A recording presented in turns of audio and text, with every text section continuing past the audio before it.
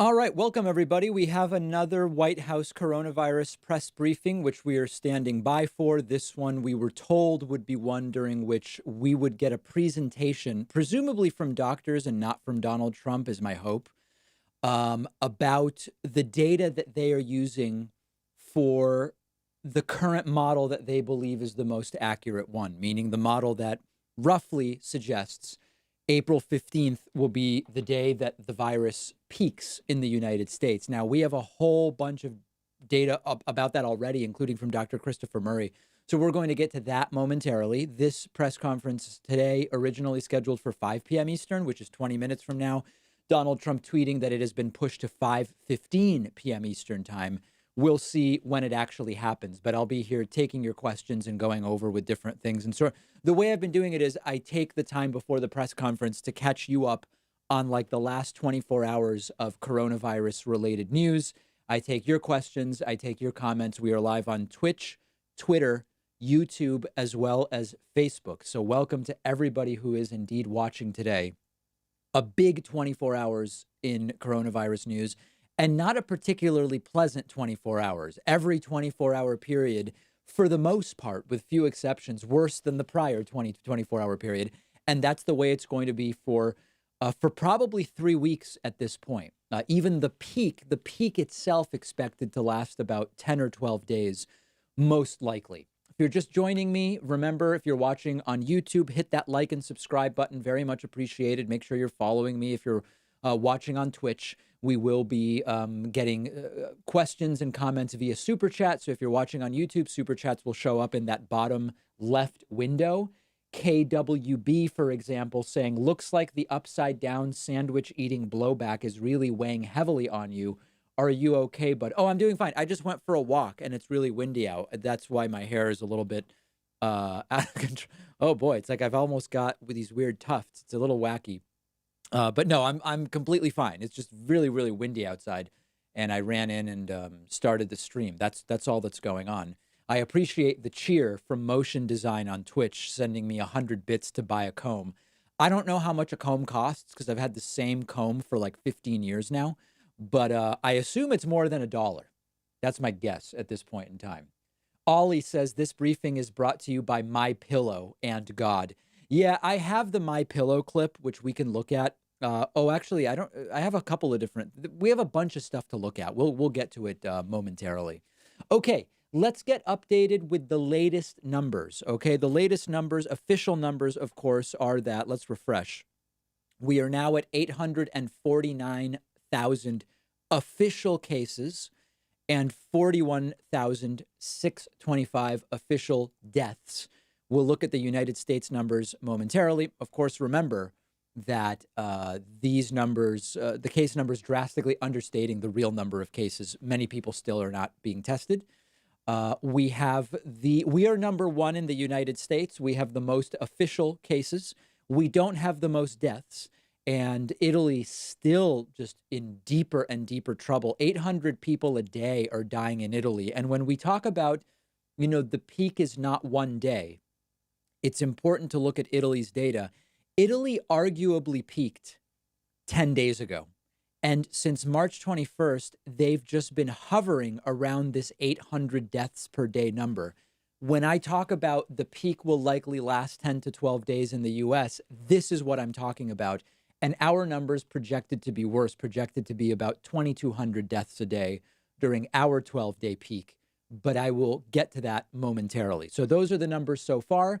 Yesterday in the United States, 20,000 new cases, 558 new deaths. Today so far, 19,000 new cases, 546 deaths. So we're basically where we were yesterday, except there's still more than 7 hours left of the day. So today is going to be the worst day.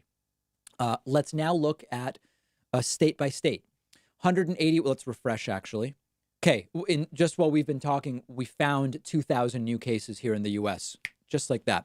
183, almost 184,000 official cases in the U.S. So two things about the case number. On the one hand, this number still doesn't reflect the real number of cases because a lot of people aren't being tested. On the other hand, as we process the backlog of tests, all those people who were tested a week ago and said, I'm told it's going to take 7, 8, 9 days to get my test results. We are now processing more than just the last 24 hours worth of tests. So the new case numbers may also be overestimating the number of new cases. Some of the people who are showing up today were tested 7 days ago and started showing symptoms 5 to 7 days before that. So some of these case numbers, like if I refresh again, okay, it hasn't been updated, but some of these case numbers are cases from mid-March. That's just the way it works. 3,700 deaths. There is now a right-wing movement arguing that the death number is over-exaggerated. I'll explain that to you momentarily. And then an updated look at the model from Dr. Christopher Murray, who we are very actively trying to get on the program because his model is excellent, and we want to interview him as soon as possible. The estimate for the peak in the United States continues to be April 15th, okay? Now, understand that this will come much later in some states and earlier in others. If you look at California, it's expected to be 12 days later, not until April 27th.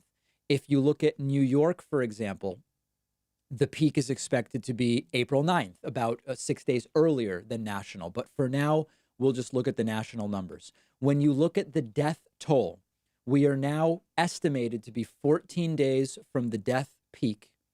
The website is covid19.healthdata.org. But this is the really important thing I want people to understand. If April 15th is the peak, that's the day on which we are expecting, again, it's a range, but the midpoint would be 2,214 deaths on the peak. If you look at the day before, it's almost the same number. It's 2,208 deaths. If you look at the day after, it's 2,205 deaths. So understand that when we say the peak, we're really talking about a period probably from about April 9th, where we'll have 1,900 deaths, all the way up until April 26th. So the peak will last 2 weeks is the point I'm trying to make. And if you want to look at, so today we are 15 days from the peak. If you look at April 30th, which would be 15 days after the peak, we're still expecting more than 1,500 people to die on that day. These are tragic, horrible numbers. All right. Understand that. Again, I see people asking, the site is covid19.healthdata.org. In terms of total deaths, every day the model is adjusted. So the model has data up until yesterday, then it becomes a dotted line, which are estimates. The yellow blob here is the confidence interval. So right now, the estimate for deaths in this wave, note that this goes only until August 3rd or 4th. There could be another wave in the fall and another wave in 2021. The estimate for this wave is 83967. So here's what I want people to understand, because a lot of people are already talking about when can we get back to work and all of that stuff. So far, we've had 3,720 deaths. The best estimate is for 83967, okay? We're still waiting on 95% of the deaths. This is what, people are already talking about. We're getting past it and we're soon going to be past the peak. Because of this is a virus, the word viral comes from this, okay? We're still waiting on 95.57% of the deaths, even though we've been doing this for weeks and it's already very, very bad. So that's where the data is right now, and I'll report this to you daily before the press conferences to keep ourselves updated. Let me say thank you and welcome to everybody joining us for today's coronavirus press conference from the White House. Dr. Birx said that today is the day where she or someone is going to go into detail with a presentation about the modeling they are currently looking at, the best modeling. Now, Dr. Birx already said she's looking very closely at this model. This is Christopher Murray's model. So I wouldn't be surprised to see her put similar data up on the screen when this starts. It'll, of course, be bookended by hyperbole, lies, and self-congratulations by Donald Trump. But we've just got to deal with that to get to the doctors. I do want to mention, if you are... So I know there's a lot of people in our audience. We're actually going to do a survey soon to see how much of our audience currently is being affected monetarily by the virus. But one thing I want to mention is, if you are in a position to be able to grab a membership, it's a couple bucks a month if you pay monthly or yearly on our website, joinpacman.com. please consider doing it. We are in an increasingly tough spot where we are down about 35-40% in YouTube revenue because of the virus and advertisers just bailing. We've lost 2 major advertisers that work with us directly. So I get everybody's tightening the belt. A lot of people are canceling memberships. I get it. Trust, we're all trying to weather this. If you are someone who is in a position to be able to grab a membership on our website, I can't think of a more important time to do it. And we do have this coupon code 2020 now, which saves you 66%. I don't want your last dollar. We're all in this together, right? We're all going to have to sort of tighten the belt, weather the storm, and hopefully come out of this on the other side. But I do appreciate everybody who has been grabbing memberships during the streams because it's what we're pushing against. It's a balance, right? We've got a bunch of stuff pressing down, people canceling, all that stuff. And folks who have been signing up have really been keeping us going. So joinpacman.com is the place to do that. Let me say thanks to Lilsdorsk2, who subscribed with Twitch Prime. Frisky Seal has subscribed and says, if everybody is staying home, where are the new deaths coming from? A couple things to understand. Number one, not everybody is staying home. Number two, it takes on average about 17 days to die, as morose as that is. So a lot of today's deaths are cases that started showing symptoms 17 days ago and may have caught it anywhere from 1 to 14 days before that. So there's a very big delayed effect in when people are dying relative to when they were infected, I guess is the term that I'm looking for.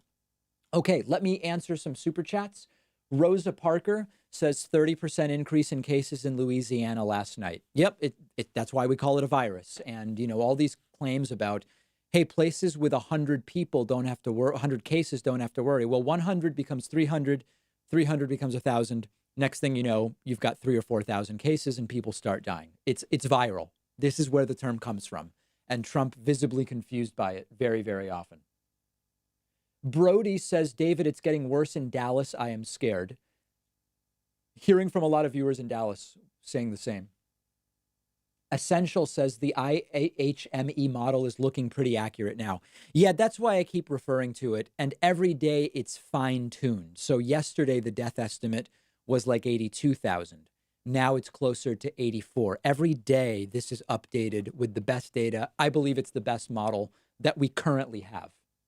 Walker Anderson says, would you deviate from Orange Man Bad to real reporting if it was your sister that reported the Democratic president nominee of unwanted penetration? Orange Man Bad is a completely delusional way to distract from the fact that we have arguably close to the worst response globally to the virus. So we're not going to fall for nonsense. Marcus Everling says, has there ever been any guidance on how people without insurance should get tested and get treatment? There has not. There is not. And, we hear about copays are being waived for the insurance you have. At the state level, we're hearing guidance on people without insurance, but that depends on which state you live in. So the answer is essentially no. Charlie says, regulators have still not taken down David's excessive and probably illegal 66% off coupon. Yeah, this is actually crazy. Because regulators are trying to take down and cease and desist coronavirus toothpaste and all of this BS, they've not come after me for offering a 66% discount. And I'm lucky because this discount in some southern states, that discount would be illegal. It's legal to marry certain cousins in some of these states, and a 66% discount would be illegal because it's just too big of a discount. So my advice to you is take advantage of it. Why not? Go to joinpacman.com and use that coupon code. This 2020 now is the coupon code. Okay. Let me say thanks to Motion Design and Ered Mithrin, as well as Abnerd Herb, Astrophiz Official, Drymalbla, all who grabbed Twitch Prime subscriptions. Okay, a couple other things I wanted to go over with you. Oh, not that. That's just my Twitter. Okay, Let me give you, so this is a minute from yesterday. Now, initially, when I watched this yesterday, Trump was confronted by the great reporter Yamiche Alcindor about how per capita, hello, we are not actually testing more than places like South Korea. At first, I thought Trump was gaslighting her, but I actually, after watching this a couple of times, I don't think Trump knows what per capita means. Let's watch it together and see if we can figure it out. Mr. President, you said several times that the United States has ramped up testing, but the United States is still not testing per capita as many people as other countries like South Korea.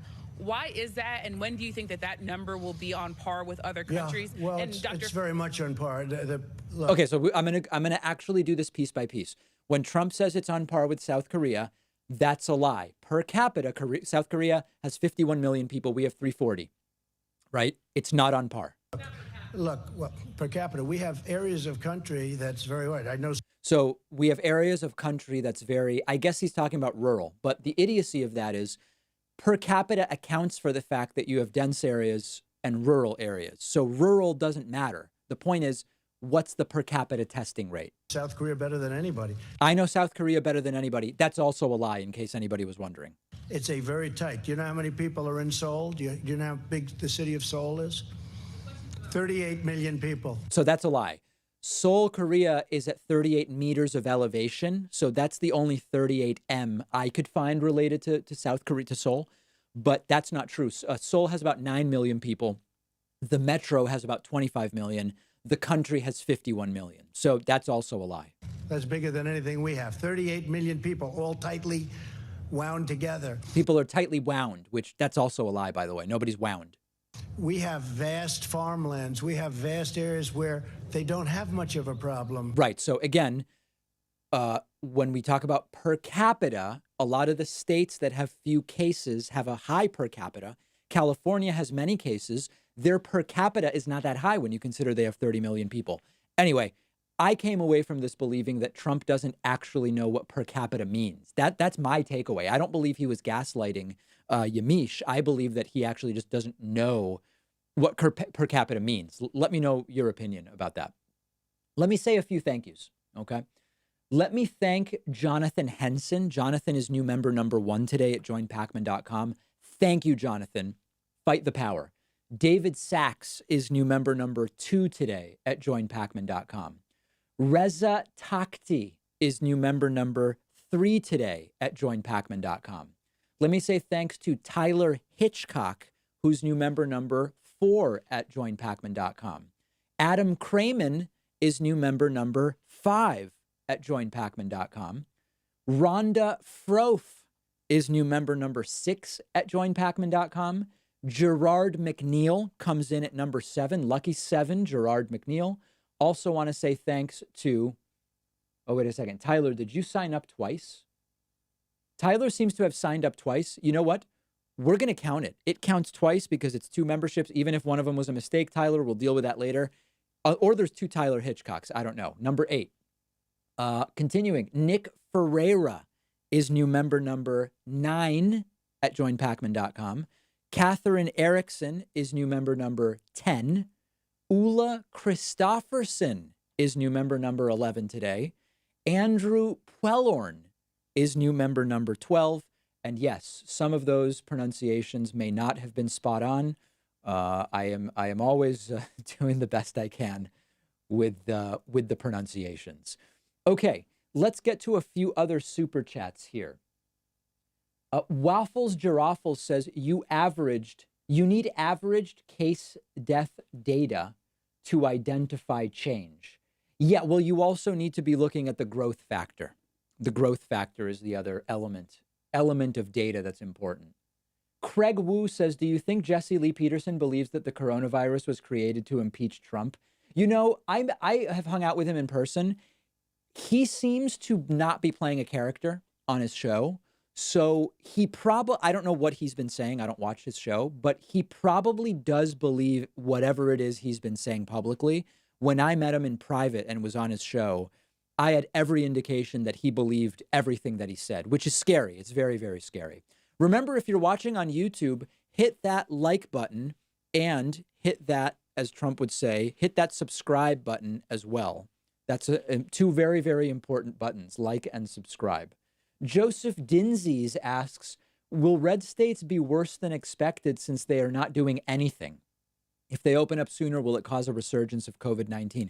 Yeah, at this point, my assessment of what Trump is doing is he's trying to calculate. He wants to thread the needle.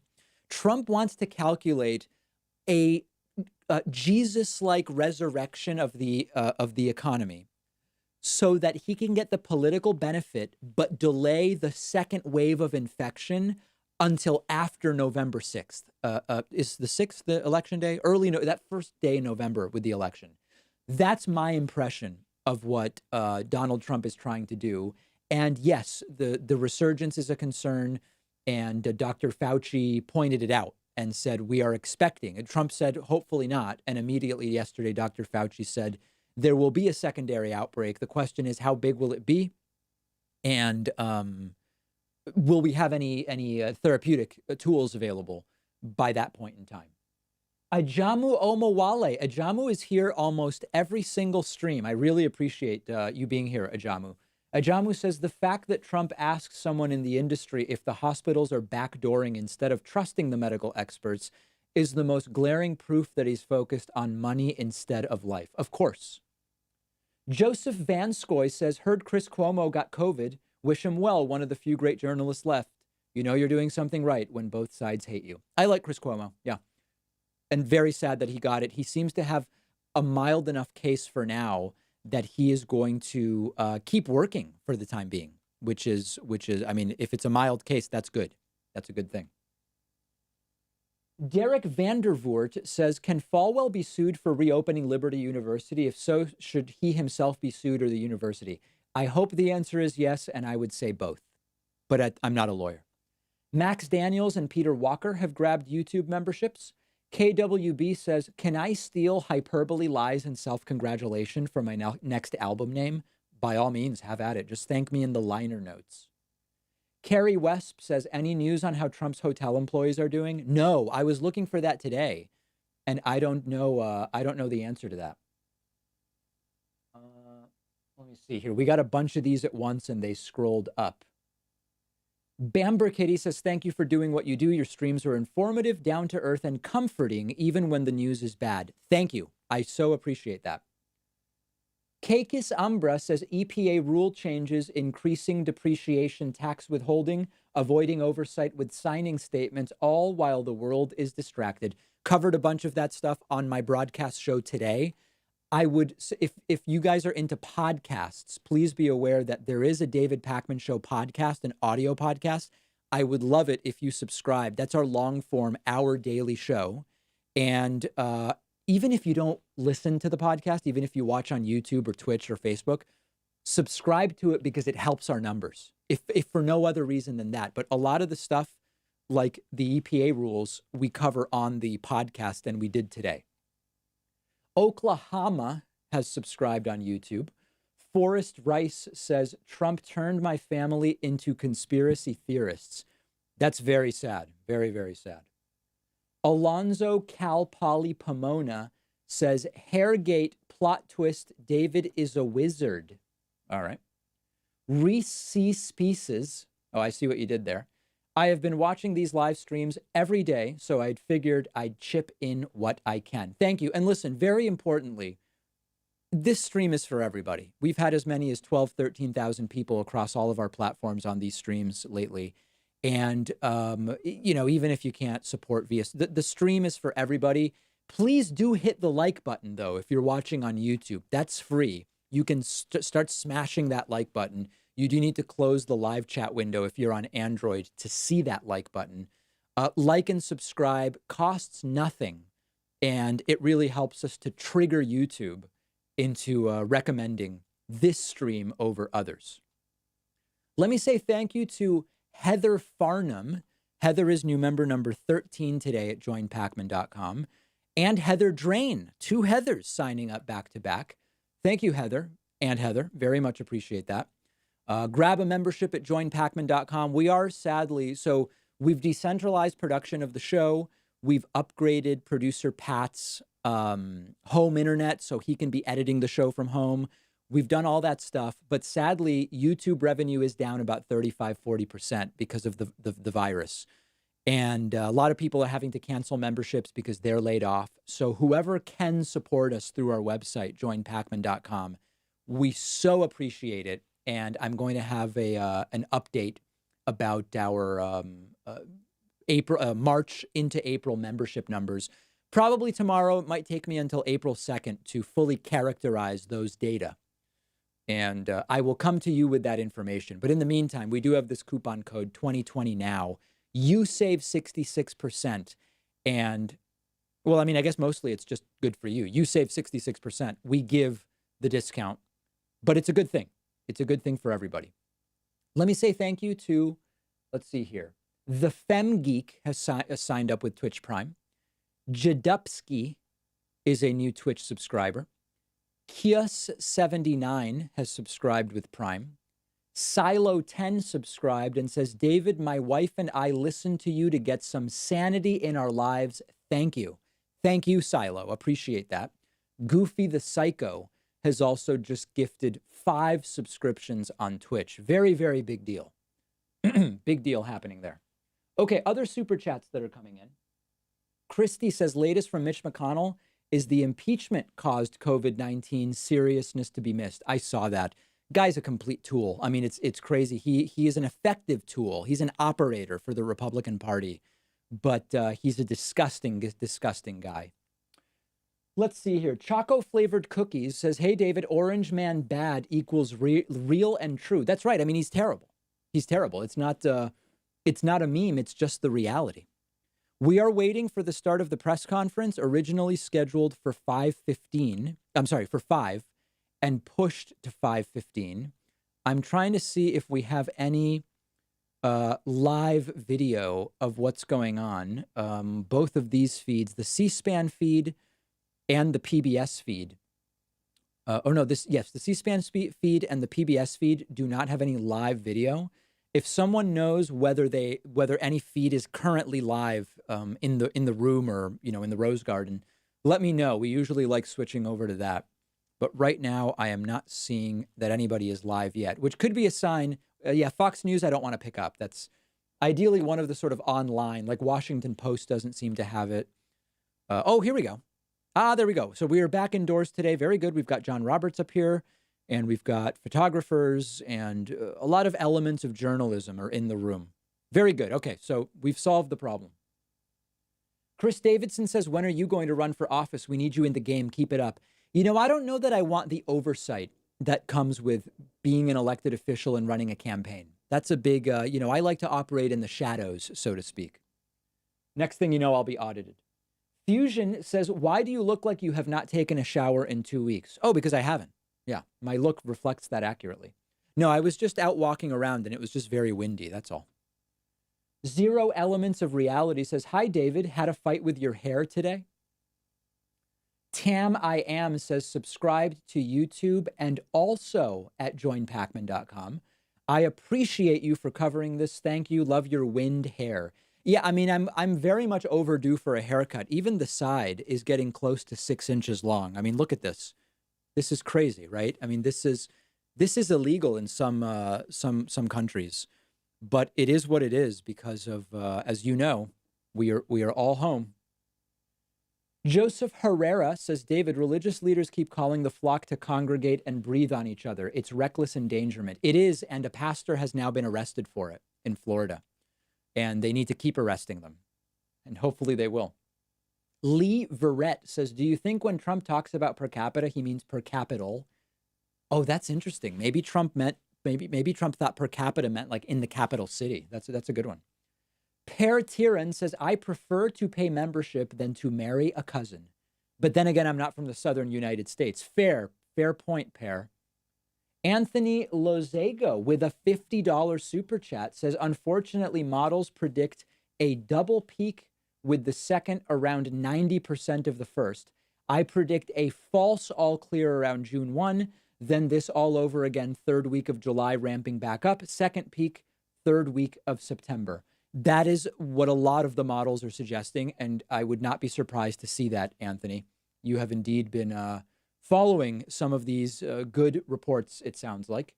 Christian Hansen says, would you ever do a discussion with Destiny again? Sure. Yeah, I would do it.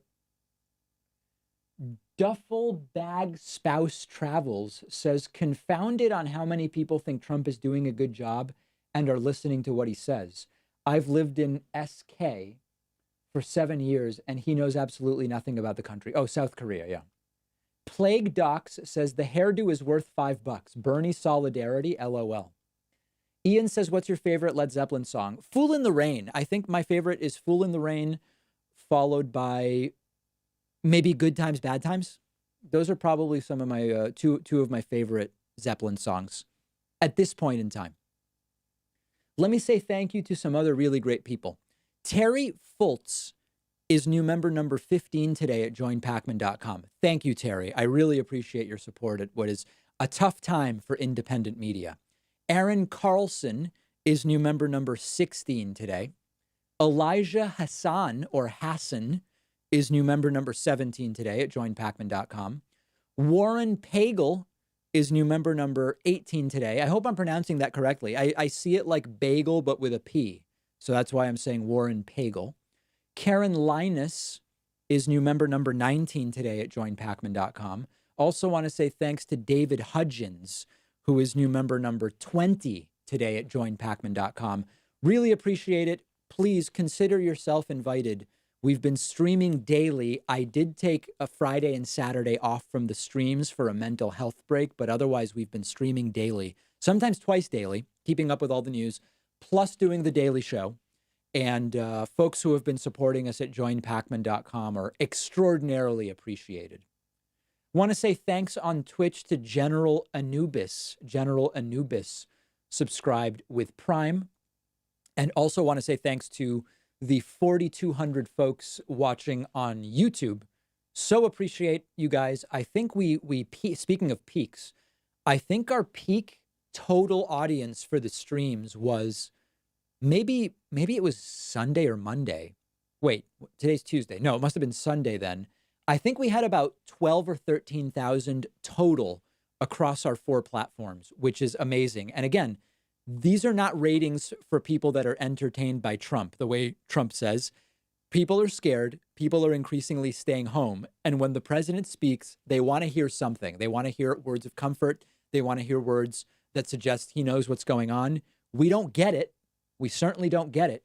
But that is why so many people are watching these, because we're all hoping for something that will not strike us as depraved lies from the president of the United States. Ian says, did you know Eric Andre watches your show? I did not. Ian, please, if that's for real, I know sometimes people troll me. They love for me to think someone watches my show who doesn't. If you know that for a fact, please email me somehow what you know about that, or somebody let me know. I think once he liked or retweeted something I posted, but I didn't know that Eric Andre watched the show. There are some people who are not publicly political, who are very well known, who privately have told me they watch my YouTube channel every day. And I think it would be really cool to talk about who they are, but I'm not going to do it because they're kind of apolitical publicly.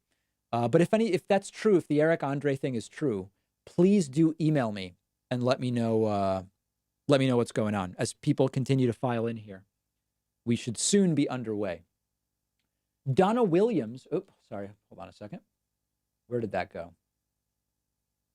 Donna Williams says, thank you for covering these disgusting so-called press conferences. I can't watch them without you. Thank you.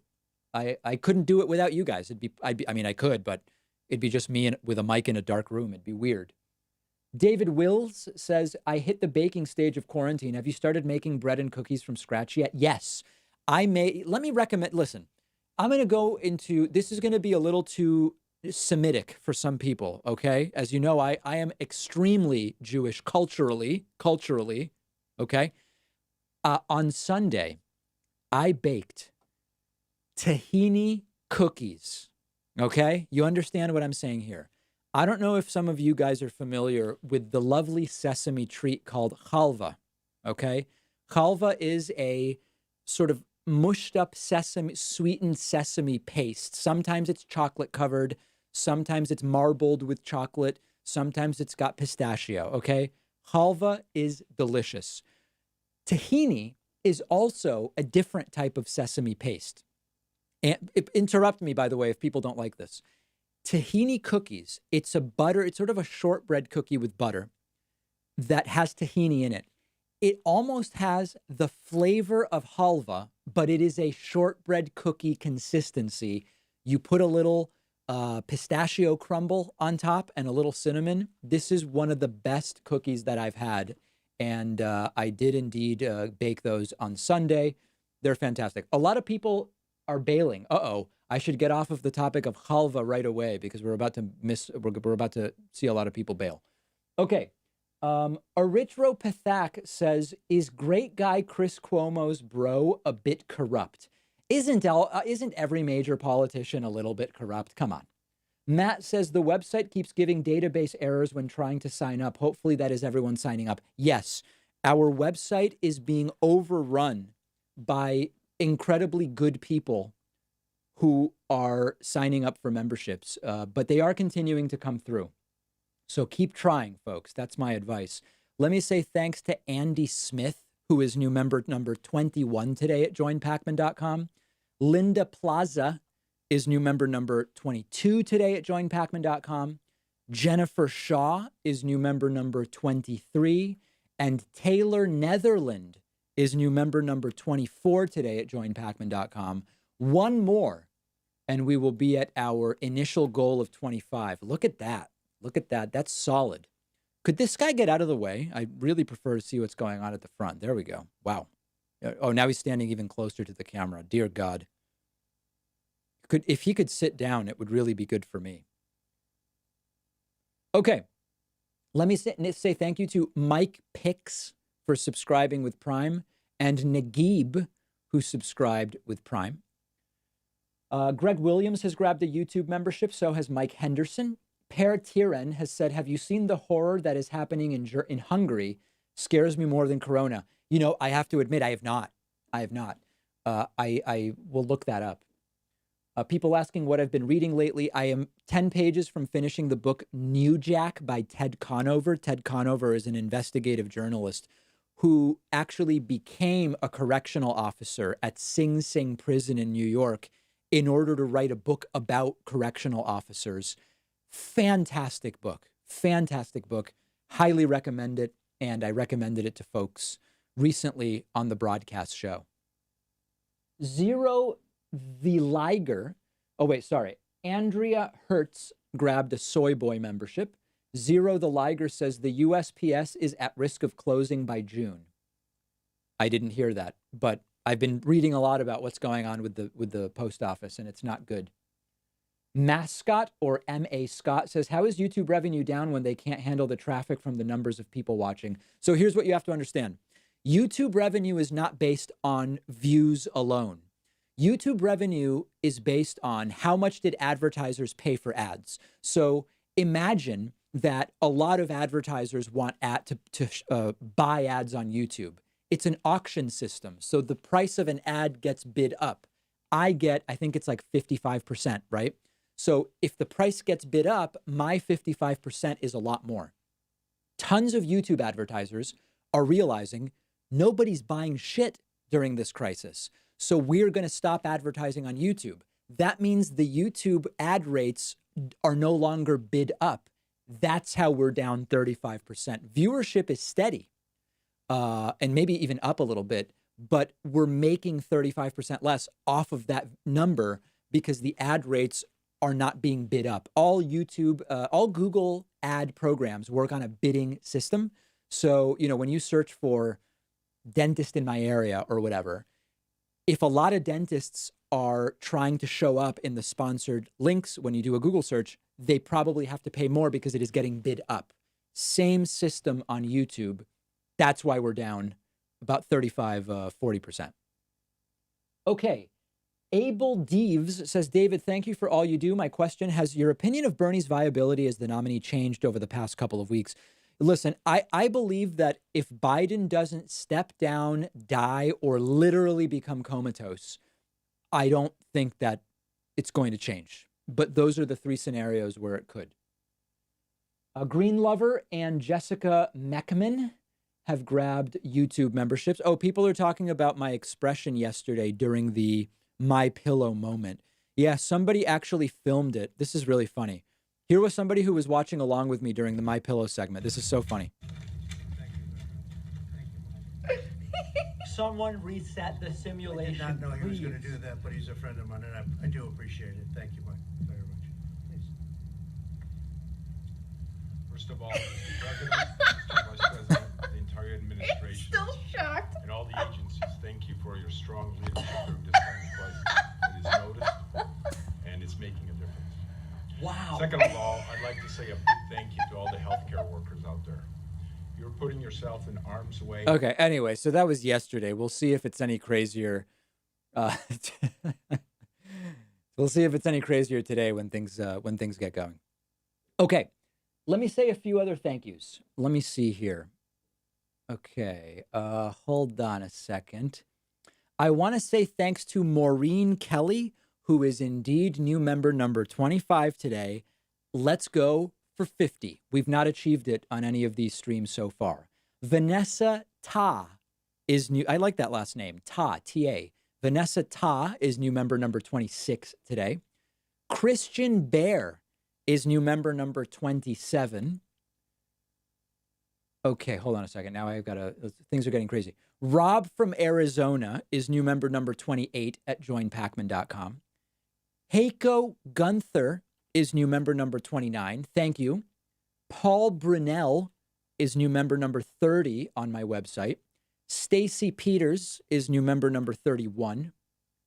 Manuel Gsell, is that a silent G? Is it just Sell? Is new member number 32 today. And Matthew Standish is new member number 33. I really appreciate that. Oh, and hold on. I think I've got one other person to thank here.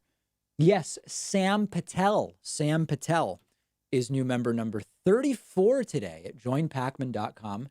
Remember, if you're just joining us on YouTube, Twitch, Twitter, and Facebook, we are standing by for the previously scheduled for 5 p.m. Eastern press conference, rescheduled for 5:15, and now 5 minutes late.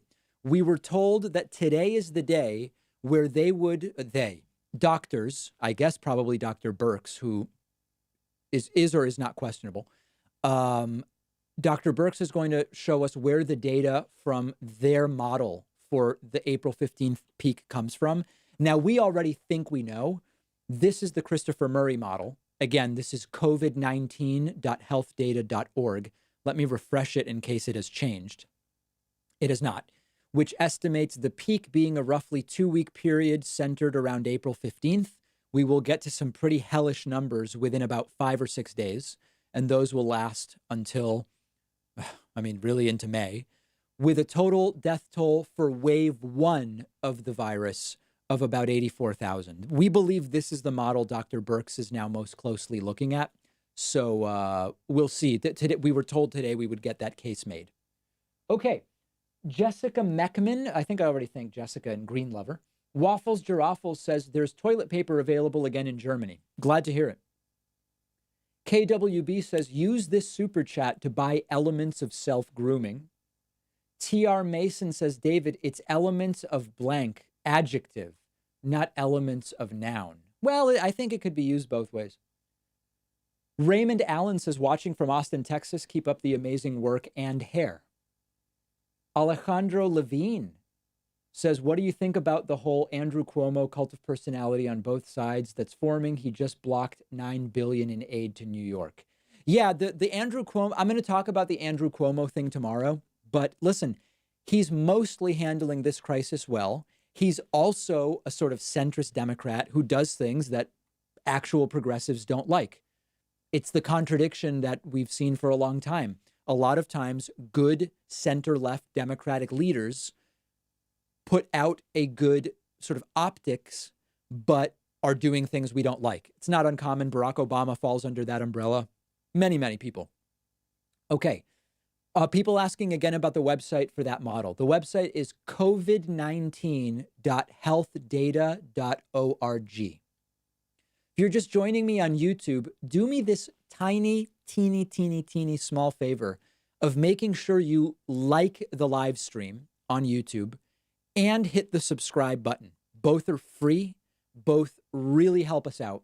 This is the time. The 10 minutes before they start is like the time to like the stream, because then all sorts of people come in. We're actually, we're going to probably set up a survey soon where we're curious how many people that are watching the press briefings are people already subscribed to our channel versus how many people are just stumbling across our channel looking for the press briefing.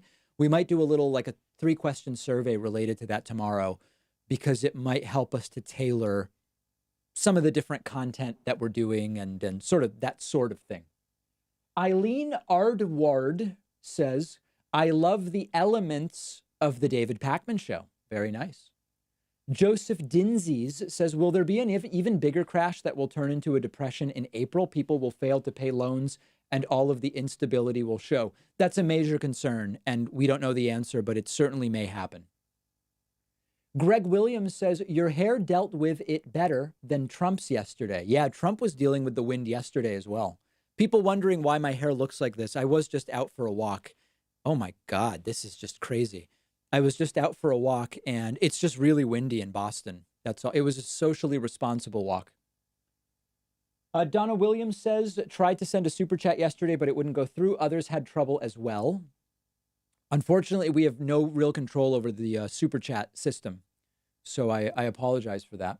Millennial Cooking Corner has grabbed a YouTube subscription. Where did that go? There it is. Jessica Meckman says, why are Trump and Pence still allowed to be inside the same room? Yeah, you would think they would be keeping them separate at this point. Sort of like the designated survivor thing on State of the Union address days. Let me say a big, beautiful, very strong thank you to Jack Donovan, who is subscriber number 35 on my website, joinpacman.com. Jose Bruna is number 36 today at joinpacman.com. Also want to say thank you to Marianne Damiano, who is new member number 37 today at joinpacman.com.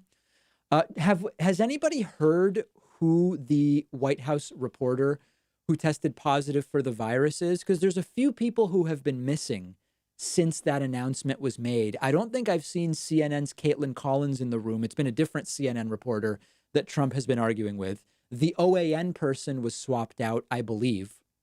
No. I know Chris Cuomo has it, but I'm talking about someone in the room who last week they said, who was normally at these briefings, has the virus. I don't know if we've figured out who that is. No, not Cuomo. I'm not talking about Cuomo. Is not a White House correspondent who it was normally in the room.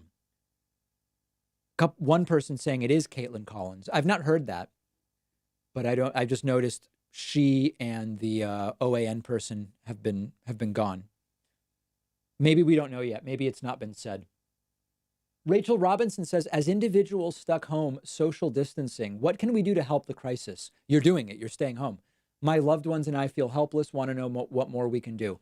Listen, if you have supplies to donate to a local hospital, you can do that. If you can just convince others to stay home, that's something you can do. But this is a weird thing because the best way to help is by not doing anything. It's by staying home. It's limiting trips to the grocery store, limiting your interactions with people, and trying to slow the spread. That's what it is.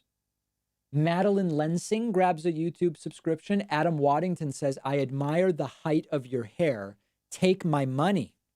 It is just by force of gravity starting to calm down on its own. That's interesting. Rick Hernandez says, your hair, bro. Craig says, where's Biden? What does he think of the response? What would his plan be? He is missing an opportunity to show he's a leader. Well, when he has spoken publicly, it's not been the best, so I think that that's probably part of why we're not seeing that much of him. Your Lawyered has grabbed a YouTube subscription. Jester Speed says, David, longtime fan from Canada, first-time donor.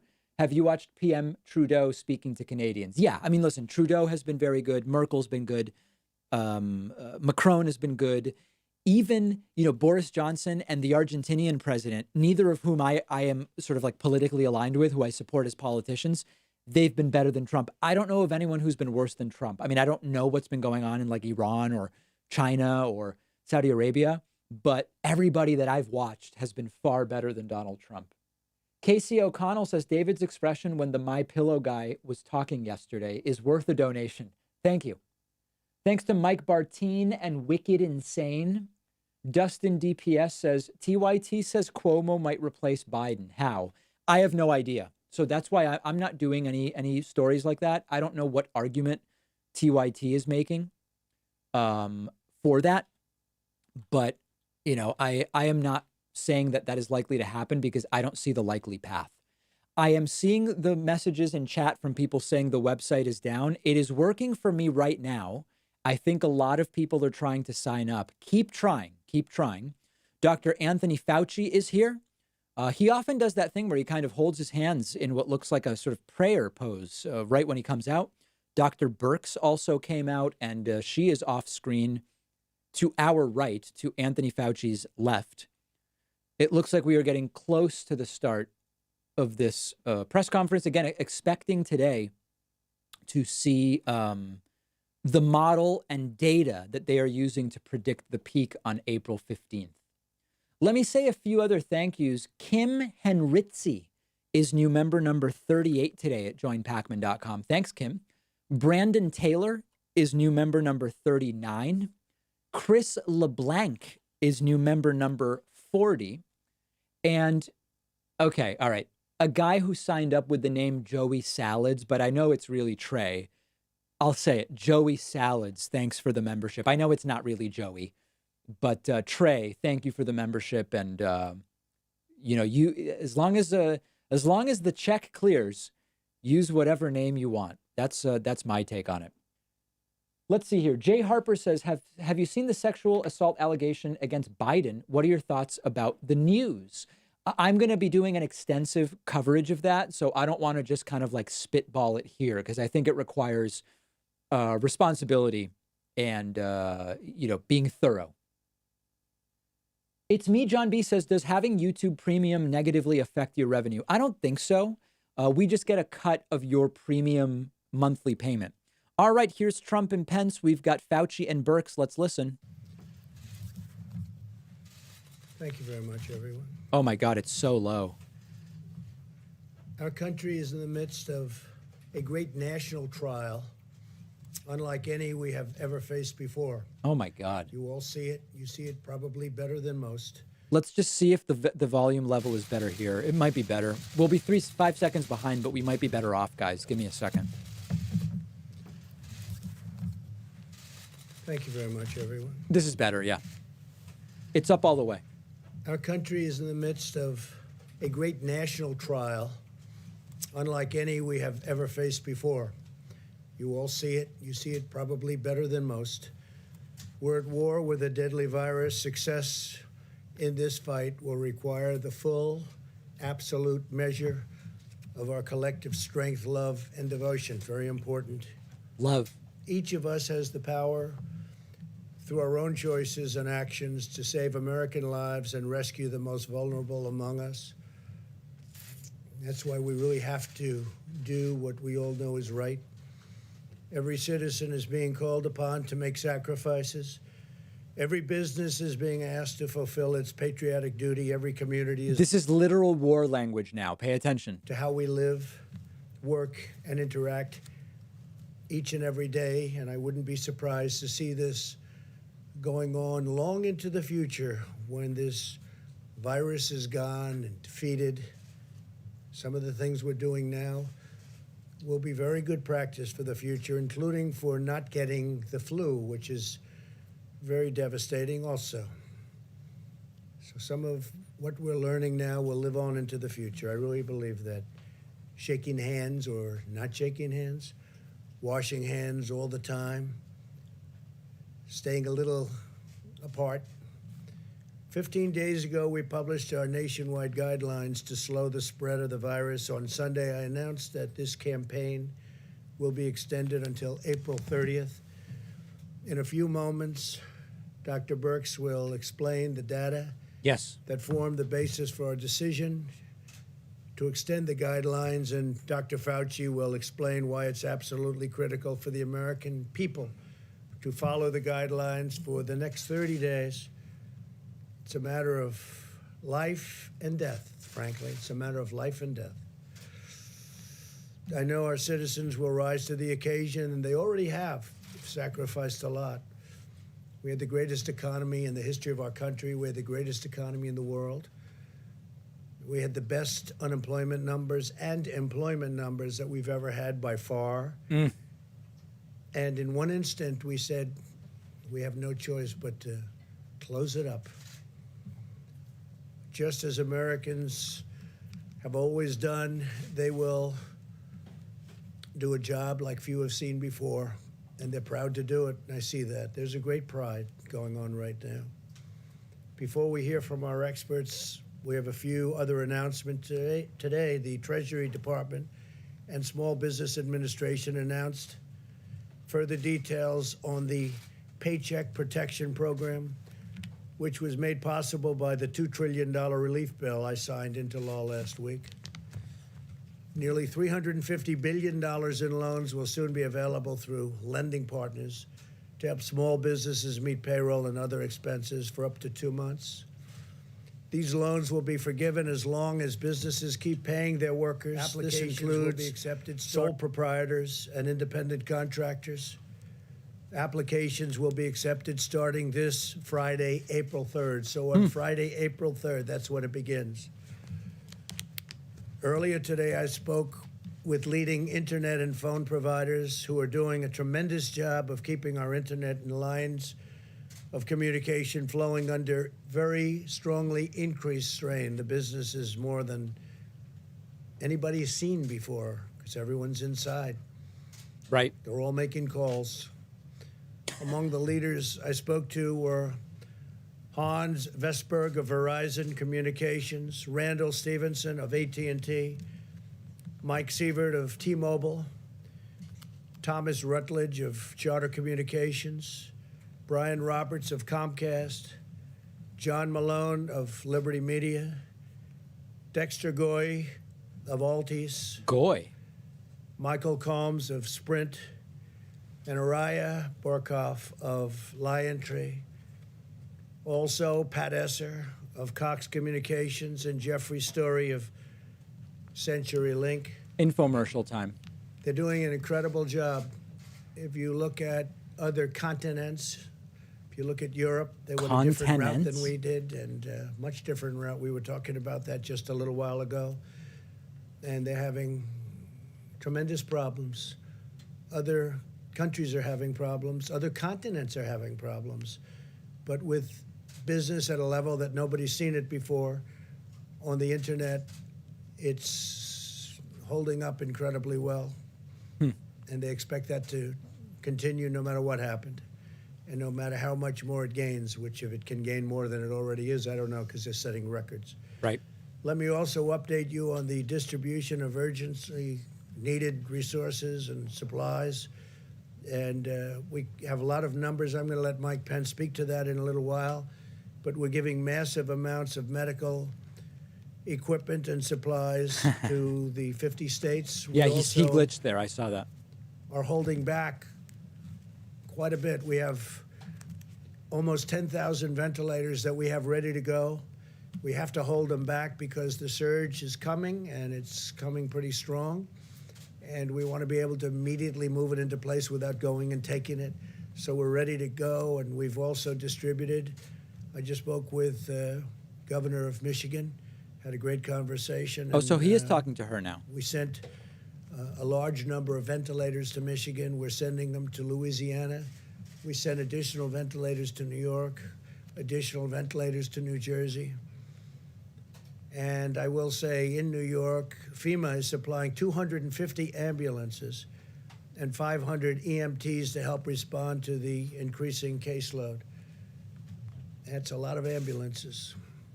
In California, the Army Corps of Engineers is developing 8 facilities to expand hospital capacity up to 50,000 beds. 50,000.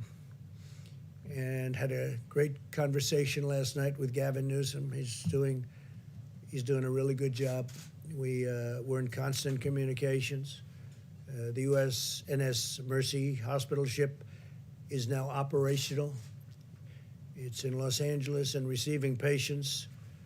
And in New York, as you know, the Comfort, everybody watched that.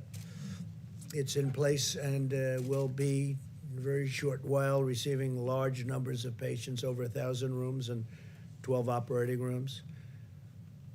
FEMA has also provided 100 travel trailers to assist with housing needs, and we're ordering hundreds more.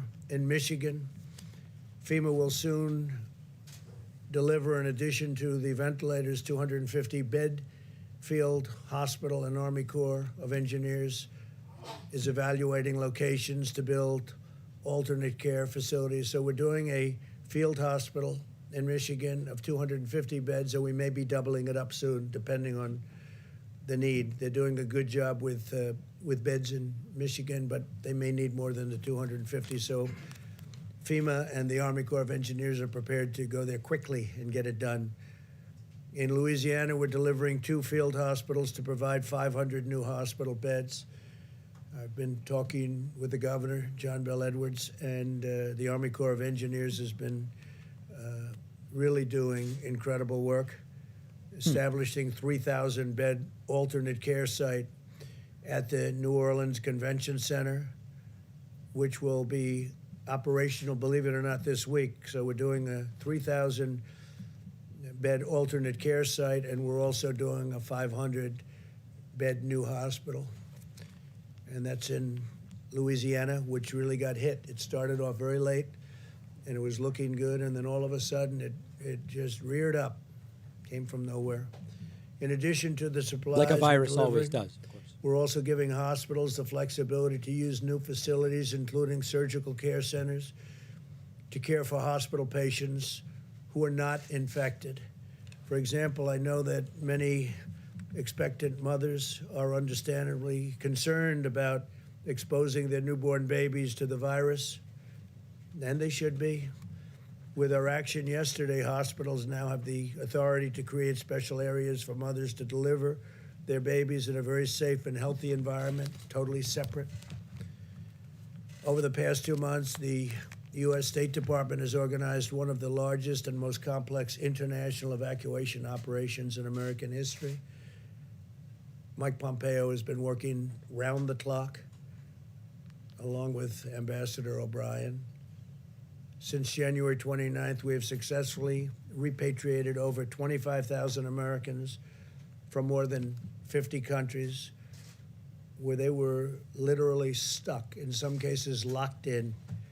And I salute the incredible public servants at the Department of State, as well as their counterparts at DHS and HHS, who have played such an important role in doing this. You probably read about the young people in Peru and young people in Brazil, and they were absolutely stuck, and we got them out. Right. Almost everybody is out now. Could we get to the death toll and the model and stuff? Their husbands. I want every American to be prepared for the hard days that lie ahead. We're going to go through a very tough 2 weeks. And then hopefully, as the experts are predicting, as I think a lot of us are predicting after having studied it so hard, you're going to start seeing some real light at the end of the tunnel. But this is going to be a very painful, very, very painful 2 weeks.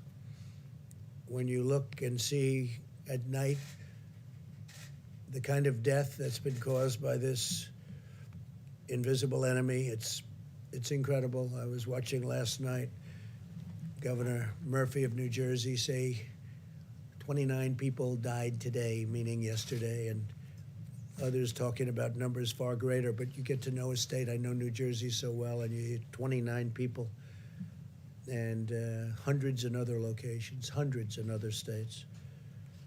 And this is going to be a rough 2-week period. As a nation, we face a difficult few weeks as we approach that really important day when we're going to see things get better all of a sudden. And it's It going won't to be that like sudden. a burst It'll of be light. slow. I really think, and I hope, Our strength will be tested and our endurance will be tried.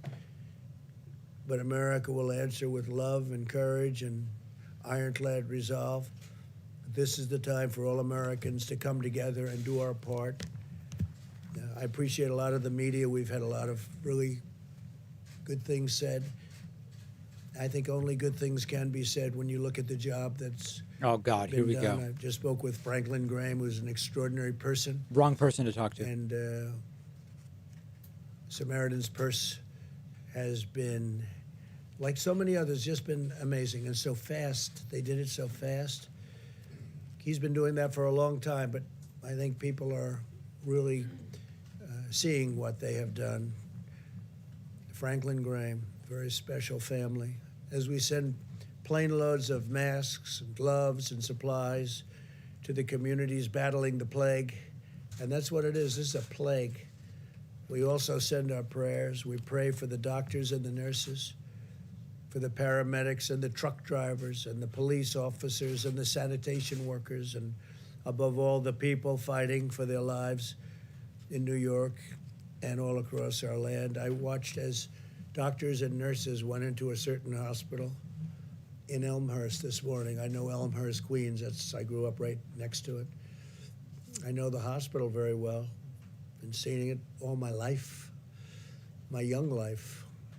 And I will tell you that to see the scenes of trailers out there and what they're doing with those trailers, they're freezers, Okay. and nobody can even believe it.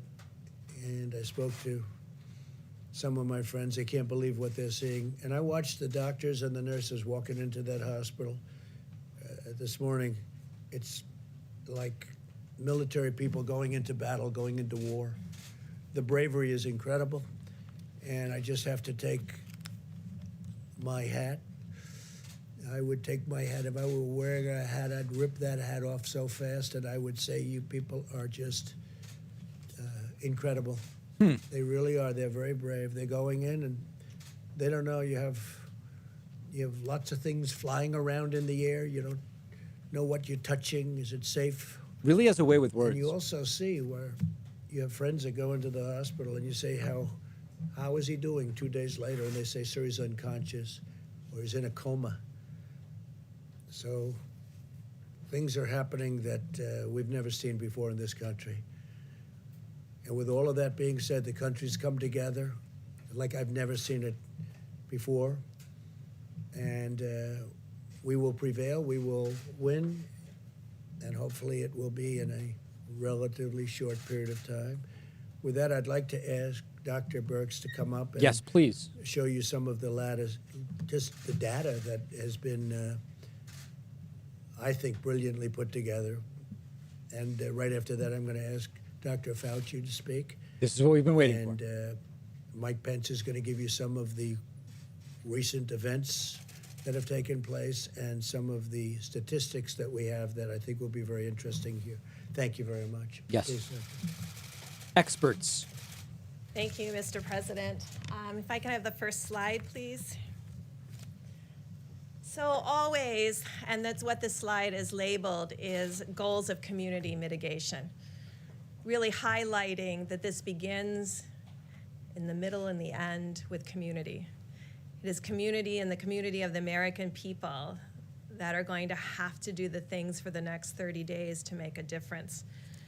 I think you know from that large blue mountain that you can see behind me, and I just want to thank the 5 or 6 international and domestic modelers from Harvard, from Columbia, from Northeast. So understand the framing now is it could have been 2.2 million. Look at how great Trump's doing if we only get 200,000 deaths. But remember, he said nobody was going to die and 15 cases would become 0. So this is called reorienting. Some call it moving goalposts. Across the curve from that giant blue mountain down to that more stippled area. In their estimates, they had between 1.5 million and 2.2 million people in the United States succumbing to this virus without mitigation.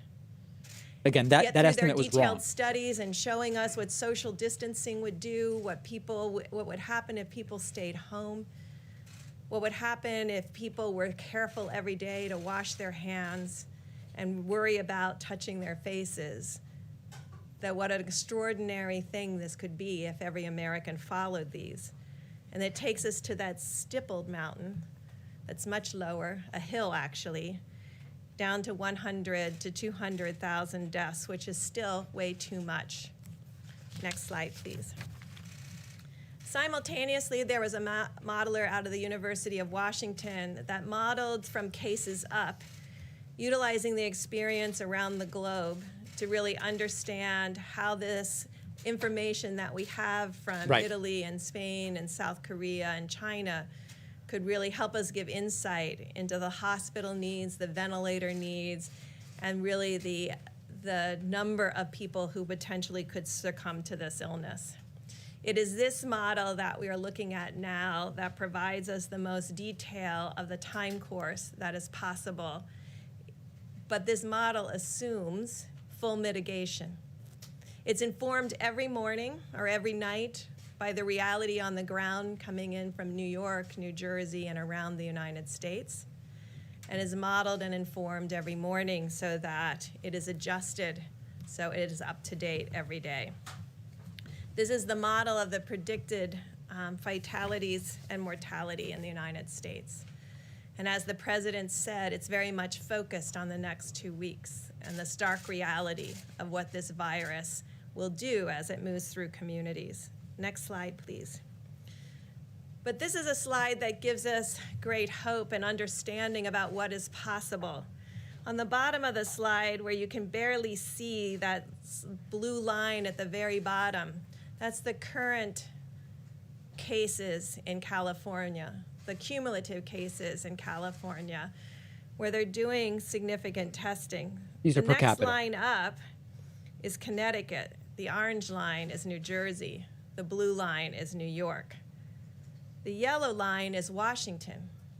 We all remember Washington State. It was just a month ago when they started to have the issues in Washington State, but they brought together their communities and their health providers, and they put in strong mitigation methods and testing. And you can see what the result in Washington State and California is. But without the continuation for the next 30 days, anything could change. Right. Next slide, please. So I'm sure you're interested in seeing all the states. So on this slide is all 50 states and the District of Columbia. But I think it shows in stark reality the difference between New York and New Jersey and other states with similar populations and urban areas.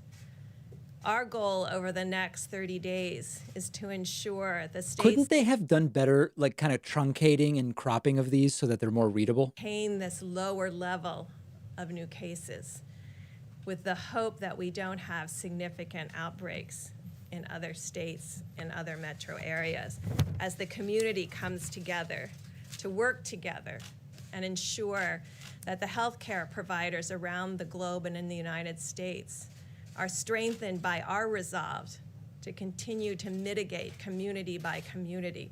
This is done community by community. We all know people are in their states and in their communities.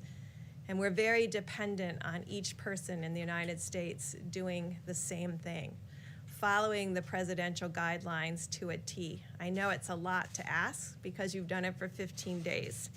So if you can show the next slide, please. So this is what gives us a lot of hope. This is the case finding in Italy. And you can see that they're beginning to turn the corner in new cases. This line here is an optimistic line, and anyway. It's possible when we work together as a community, as a country, to change the course of this pandemic together. It is this graphic and the graphic of many of the states that gives us hope of what is possible with continuing for another 30 days. Amidst all that hope, I must say that like we warned about Detroit and Chicago, we start to see changes in Massachusetts. New Orleans continues to be a problem of new cases, although they're stabilizing. And I think it really shows the depth of dedication of the American people to the healthcare providers.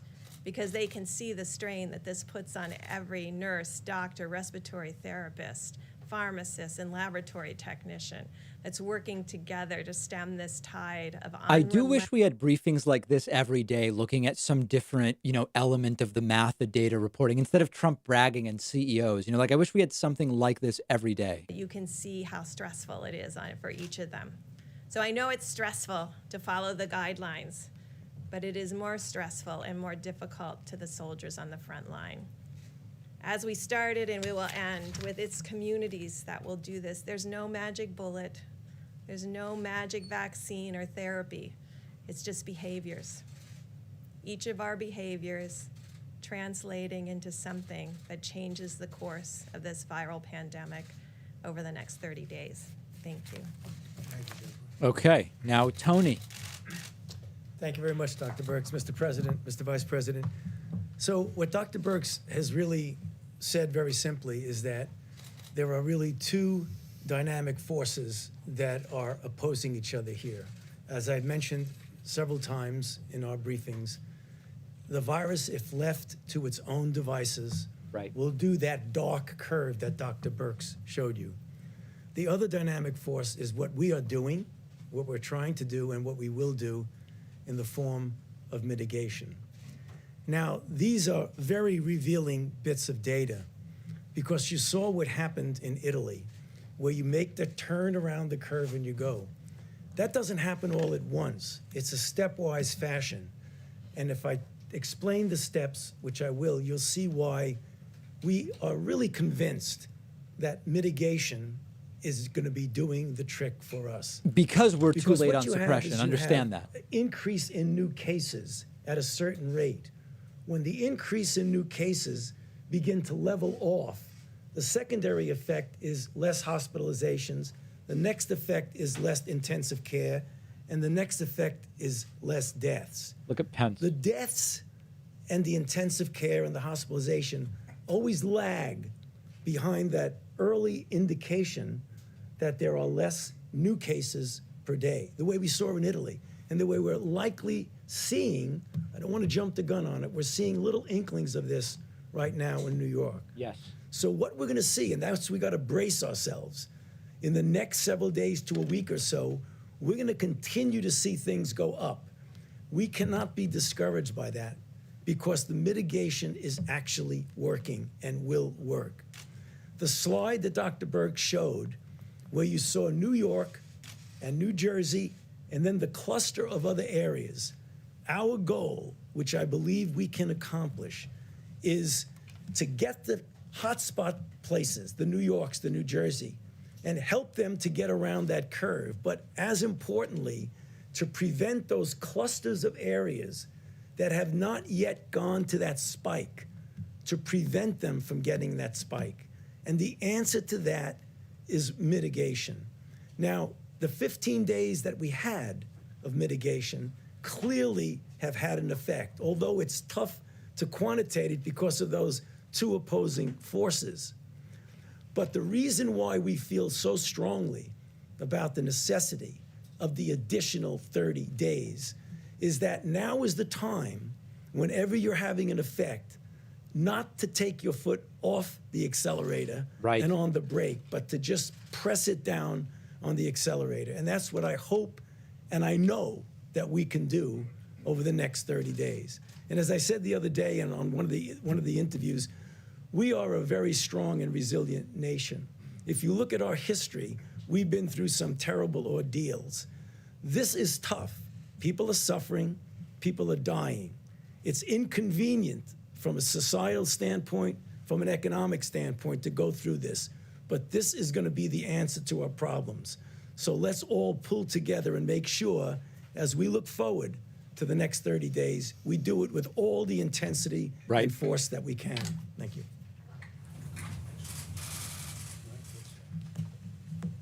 Now we get back to nonsense. Thank you, Mr. President, and to Dr. Birx and Dr. Fauci. I know I speak on behalf of the President, people all across this country, when I express our great admiration and appreciation to both of you for helping to steer our nation through this challenging time. The American people have now seen what the president saw when he made the decision at the end of 15 days to slow the spread, to ask the American people to give us 30 more days, to continue to put into practice the president's coronavirus guidelines for America.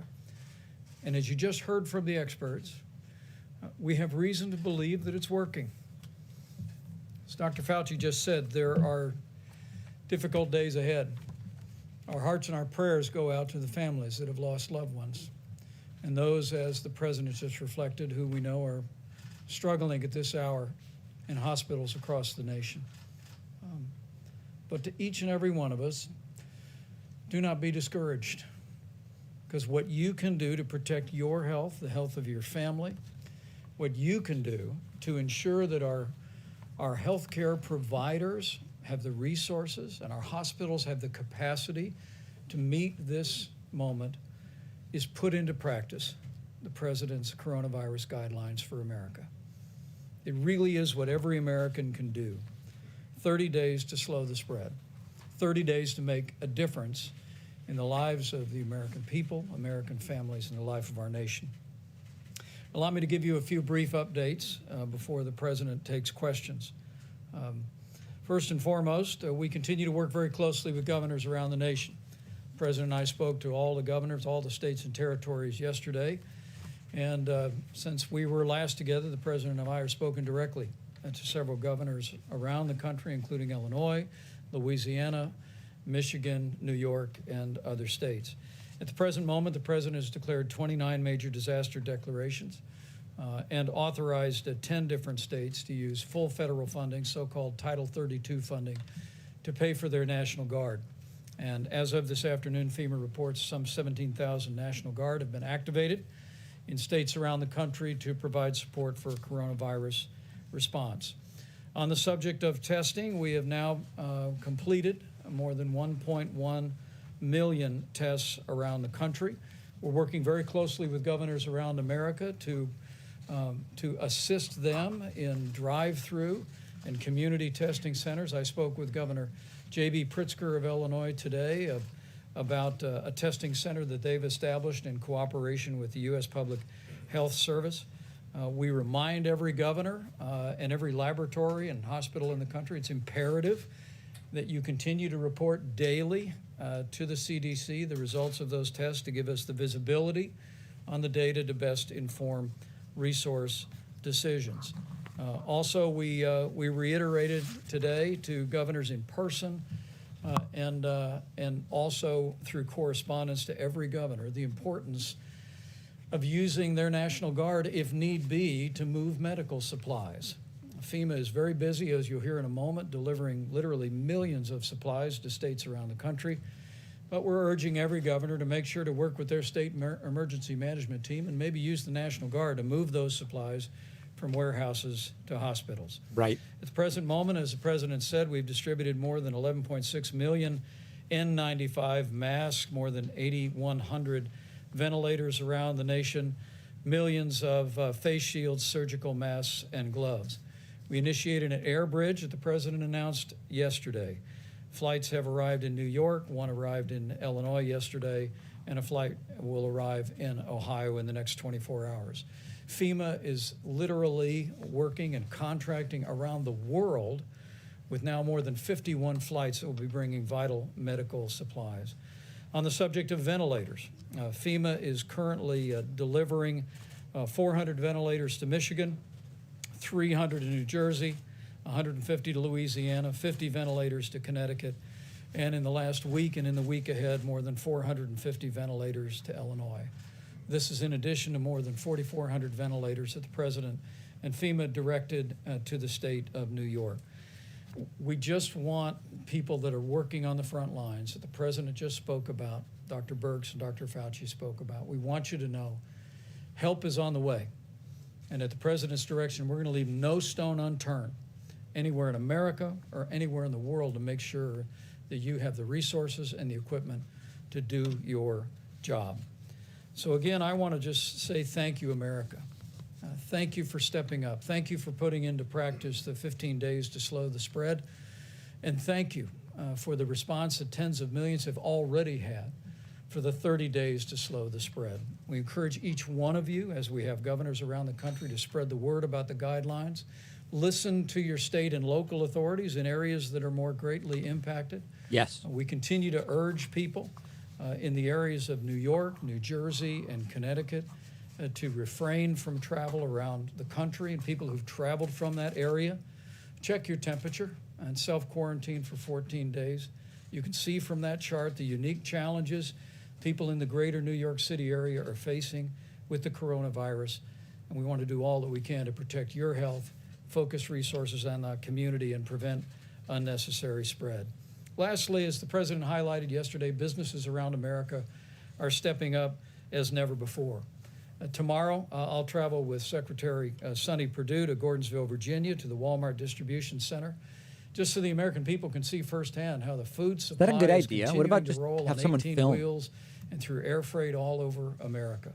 And we thank again the grocery store operators around America and everybody that's working out on the highways and byways every day to keep that food supply rolling and rolling strong. And to the American people, though, we just want to assure you that we're going to continue to work our hearts out to make sure our healthcare providers have everything they need, that anyone struggling with coronavirus has the support and healthcare they need. And I'm absolutely confident, seeing the way our governors are responding, and seeing this team the President has assembled in the White House Coronavirus Task Force, confident of the prayers of the American people that we'll get through this, but it will take all of us doing our part, and we'll get through it together. Thanks, Mike. Just to be clear, what is the projected death toll should people be reasonably good at following these mitigation measures? Well, if they're reasonably good, I guess we could say that I'd like to have maybe Dr. Fauci or Deb come up and say, I mean, I have. He doesn't want to be on numbers, camera but saying I'd rather it. have them 80 to say the numbers 240K. if you don't mind. It's a big question. So of course, this is a projection, and it's a projection based on using very much what's happened in Italy and then looking at all the models. And so as you saw on that slide, that was our real number, that 100,000 to 200,000. And we think that that is the range. We really believe and hope every day that we can do a lot better than that. Because that's not assuming 100% of every American does everything that they're supposed to be doing. But I think that's possible. Over the next 2 weeks, you said that the next 2 weeks are going to be very painful. Is the bulk of this going to happen over the next 2 You know, weeks? you have an upslope.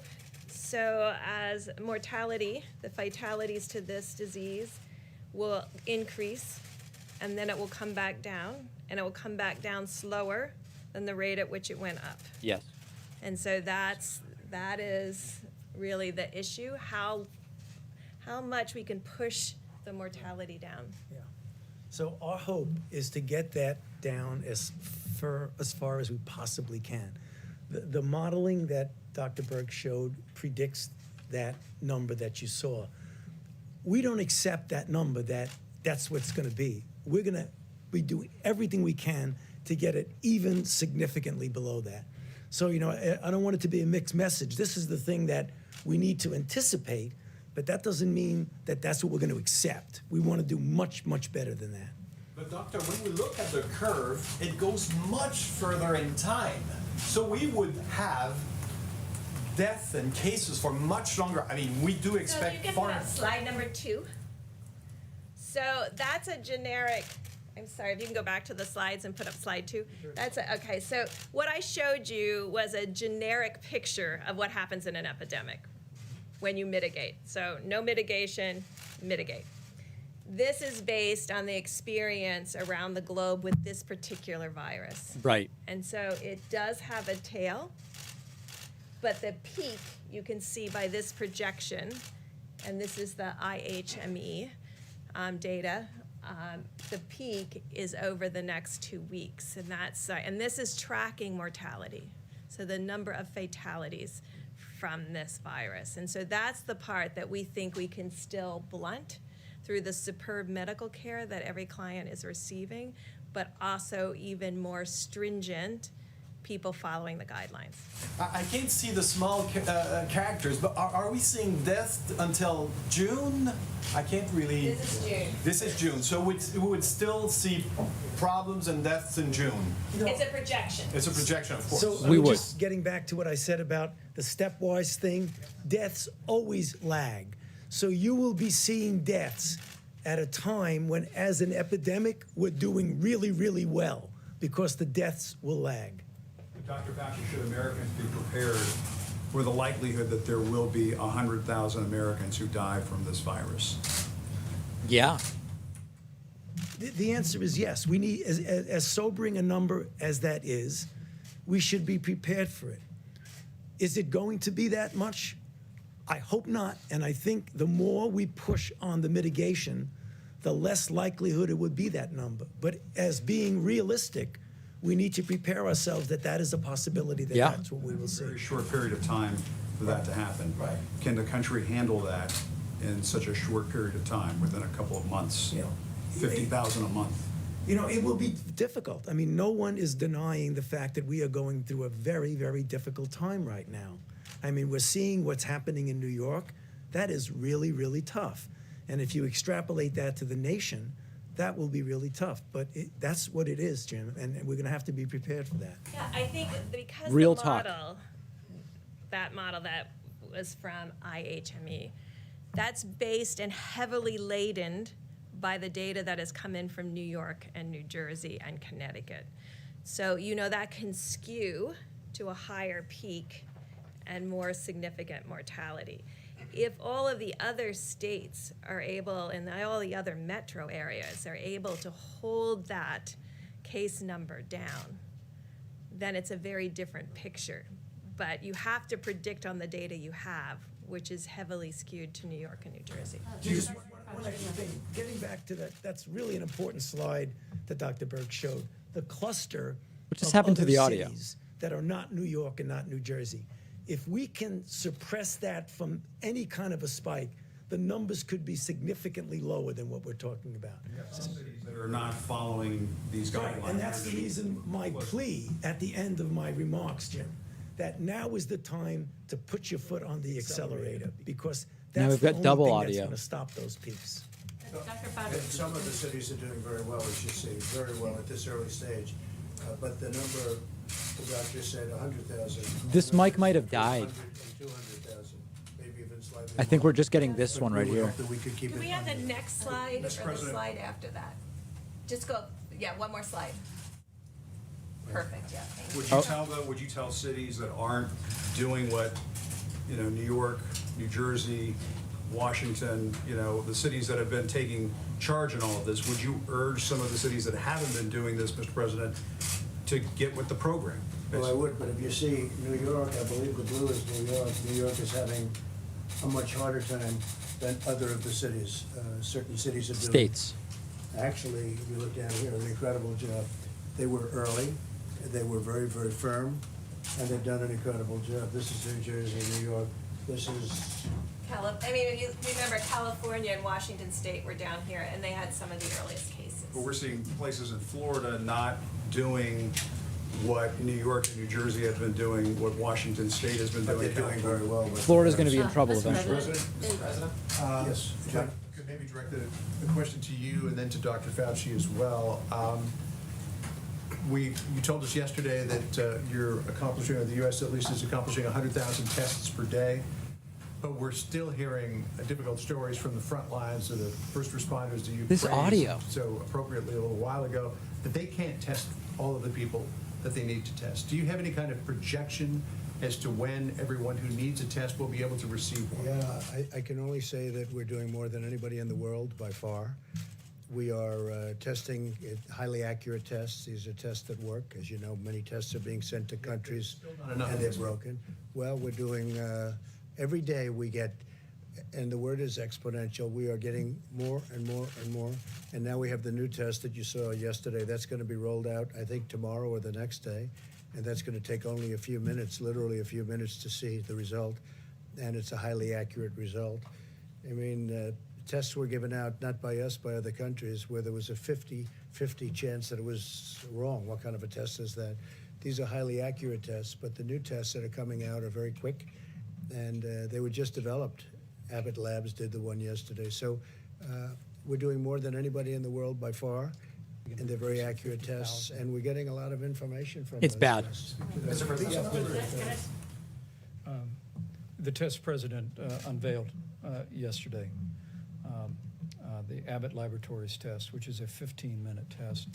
Our team is working very closely with Admiral Giroir and FEMA to make sure that those are distributed around the country. Earlier this week, Abbott Laboratories is actually going to be producing 50,000 tests a day and distributing those around America. There's already the machines in some 18,000 different locations around the country. And they've told us they have several thousand on the shelf now.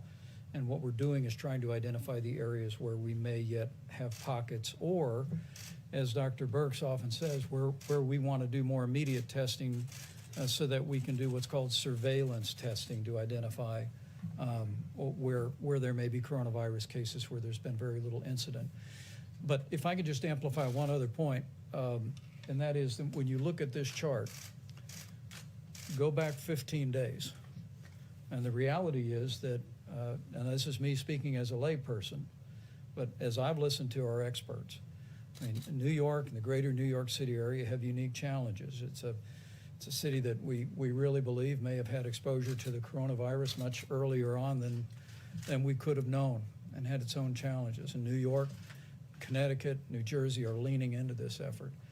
But when we look at this chart for all the other states, including Washington State and California, it really does give evidence that, at least it begins to give evidence that the 15 days to slow the spread is working. And that, in fact, the American people are putting these things into practice in states across the country, including in New York and New Jersey, even though they've faced a greater magnitude of cases for certain circumstances that are related to international travel in those communities. But I think the National shelter in place. Guys, I know the audio's messed up. These mics aren't turning on. It's just this weird crowd mic they have. It's a mess. And they can see that in the last 15 days, the president's coronavirus guidelines were working.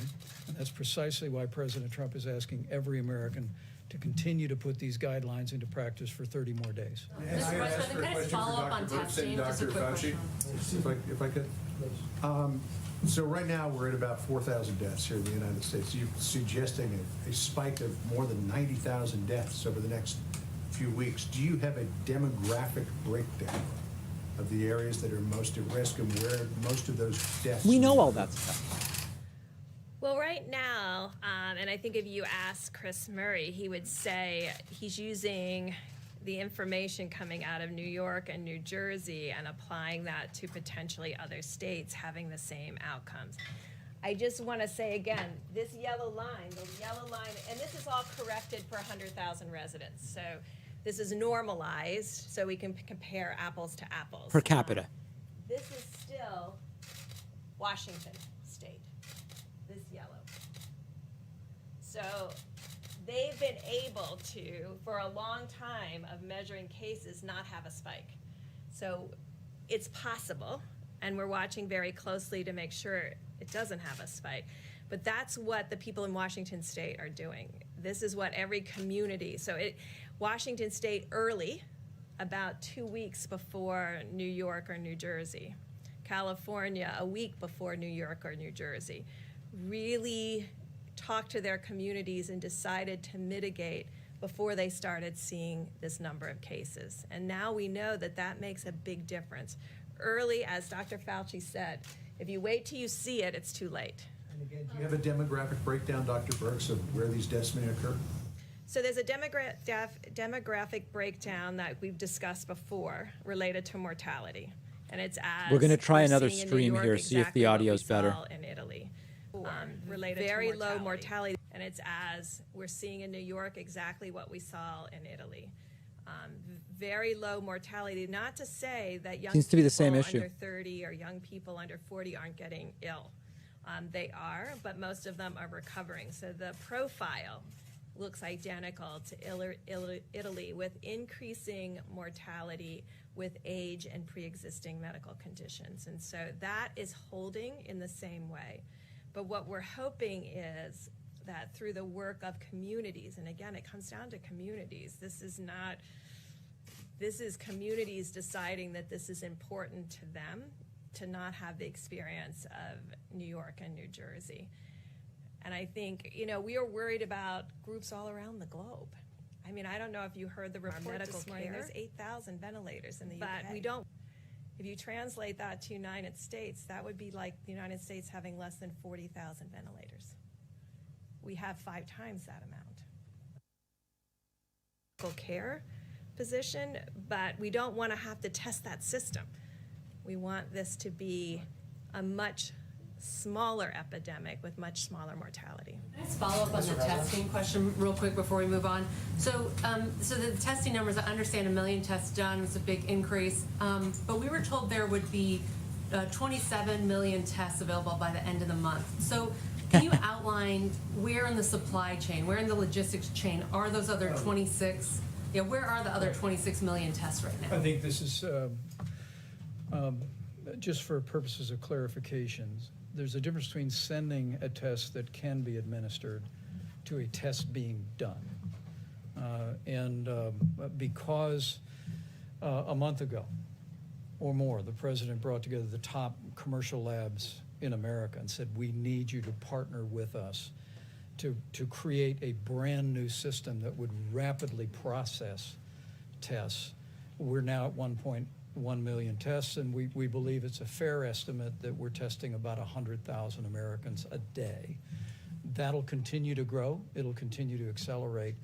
But I think the misunderstanding early on was there were many tests being distributed, many test kits being sent, but under the old system, as the president's described it, the antiquated system, those were being processed in state labs or at CDC or in private labs on a very slow, methodical system that could only produce maybe 30 to 50 tests a day. But this new partnership that we have with commercial laboratories allows the progress we're making.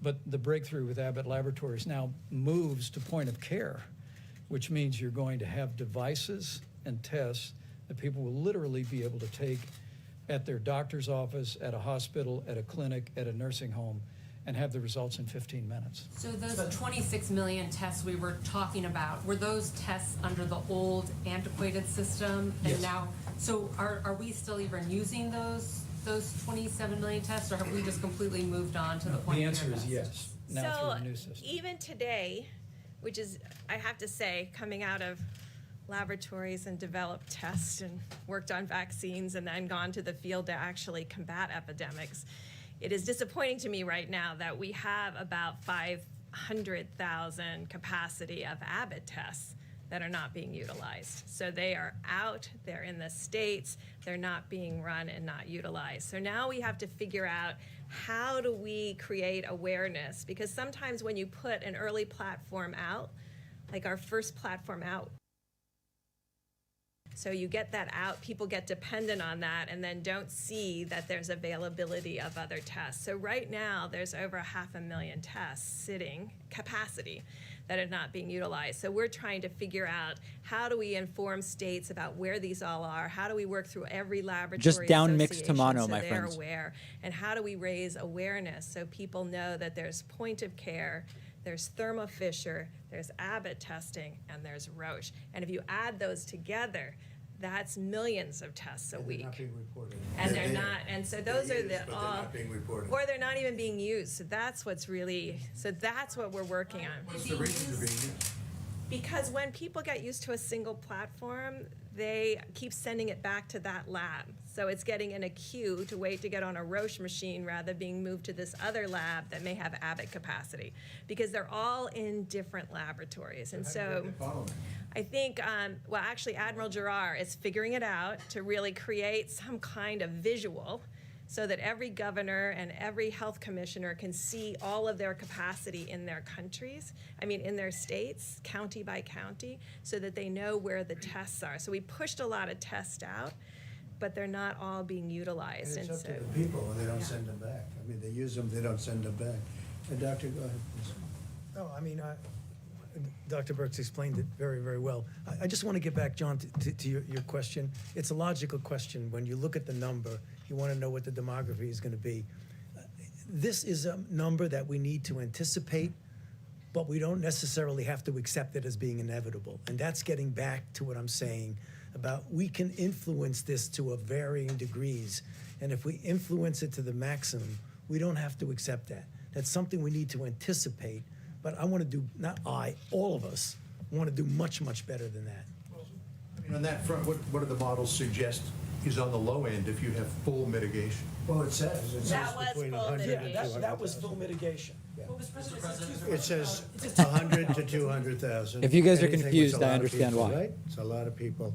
Well, you didn't ask the other question. What would have happened, because this is the question that I've been asking Yeah. Dr. Fauci. This is and Trump's Dr. new Birx propaganda. For a long time, and they've been working on this for If I did nothing, it could have been 2.2. is what would have happened if we did nothing? Because there was a group that said, let's just write it out. Let's write it out. What would have happened?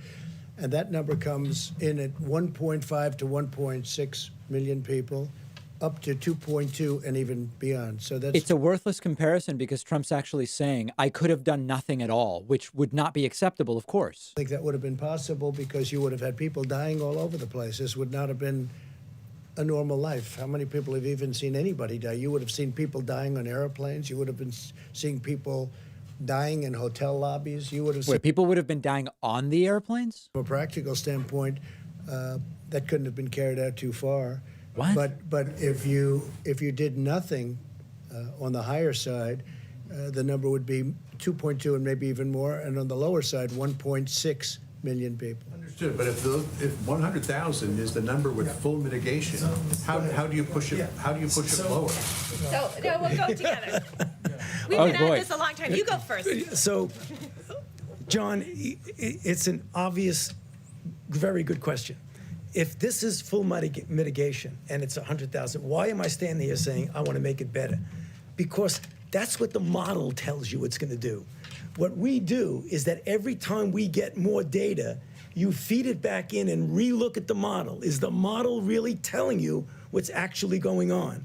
And again, I know my modeling colleagues are going to not be happy with me, but models are as good as the assumptions you put into them.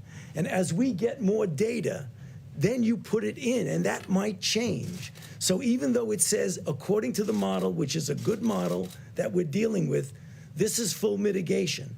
As we get more data, as the weeks go by, that could be modified. Why does the model now, the top line on the lowball estimate, why does that not top out? I think it said 240,000, not 200,000. Is that a change? Is that because the states haven't been doing enough?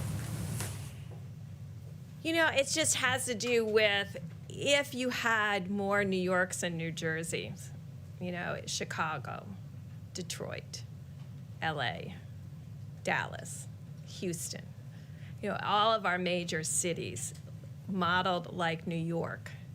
That's what gets us into trouble. But I am reassured by looking at the Seattle line, by looking at the LA line, by looking at what California's been able to do, that that is not something that I don't believe that's going to happen. That is the outside case of having 10, 15 metros like New York and the New Jersey metro area. New York had community spread pretty early undetected, so don't many of those other states, if not more of them, who had even less information, aren't they likely to see the same spike? Well, California and Washington State reacted very early to this. I mean, yes, Washington State had some of the earliest infections. They have kept it low and steady, and for now a month has been tracking it with a small increase in the number of cases, but not this logarithmic form of the virus. And so that's the piece that we're trying to prevent. That's the piece that we're trying to prevent in New Orleans, in Detroit, in Chicago, and in Boston right now. And trying to make sure that each of those cities work more like California than the New York metro area. I think we are here in Boston. Mr. President, I hope. just wanted to get your thoughts on face masks. We asked you about this yesterday, and you signaled you were thinking about it. And just to end Yeah. the last topic, though, I think I can say this because I spoke to Dr. Birx before and to Dr. Fauci. For whatever reason, New York got off to a very late start. And you see what happens when you get off to a late start. New Jersey got off to, and I think both governors are doing an excellent job, but they got off to a very late start. When you look at Washington State, if you remember, that all started in a very confined nursing home. And you had 20 some odd people, I believe, dying in one home. That doesn't mean it escaped that home.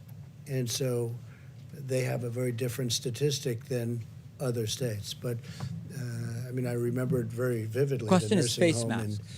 in Washington State, where you had many people dying. Every day people were dying in the one exact location.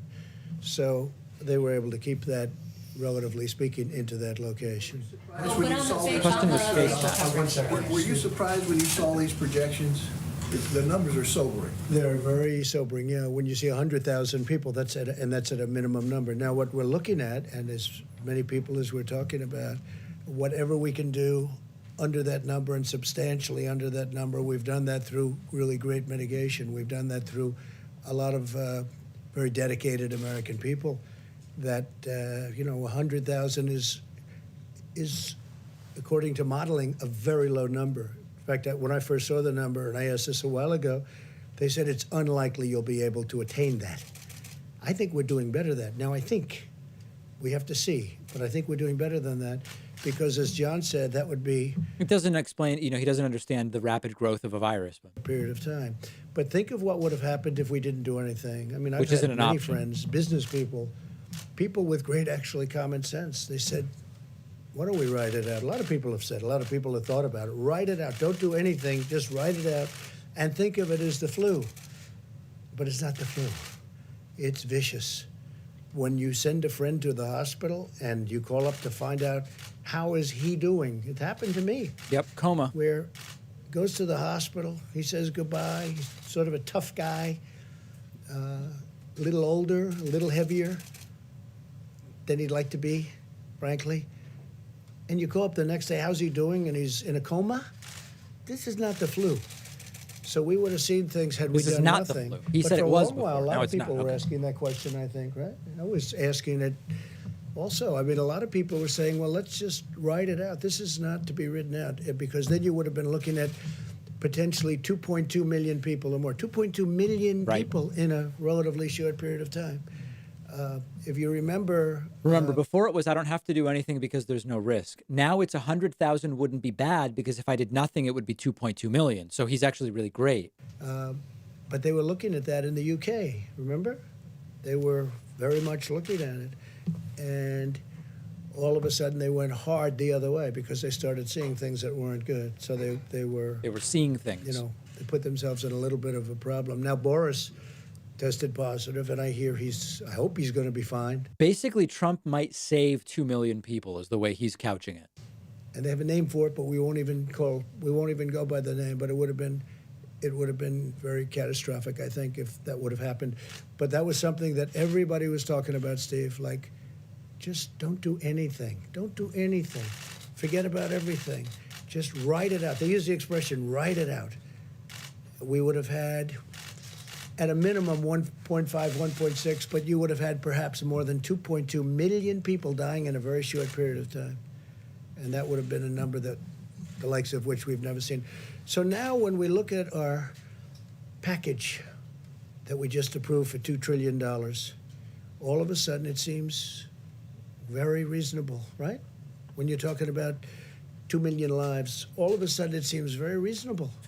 I must say, a lot of people that have been seeing the more advanced numbers, because these are much more advanced What's numbers this guy now. talking about? When you first started, we didn't know, and this was a different kind of a virus, and nobody knew that much about it. Even the experts, you don't really know where it's going. We've been studying But then they coronaviruses see what for goes decades. on in Italy, and they see what goes on in Spain, and you see France is having a very hard time, and other countries having a very, very hard time. France. But once they see what's going on, they start making projections. So I hope they're going to be very high projections, but based on everything else, that would be the number. Let's see if we can do much better than that. I hope Yeah. we can. Yeah, John? What about masks? You didn't answer a question about Yeah, the masks. masks. What's your recommendation? okay. Well, I understand there's an issue with supplies, That's right. but if there Well, was it's enough for this way. everyone You know, to you go can around- use a scarf. A scarf is everybody. A lot of people have scarves, and you can use a scarf. Scarf Scarves. would be very good.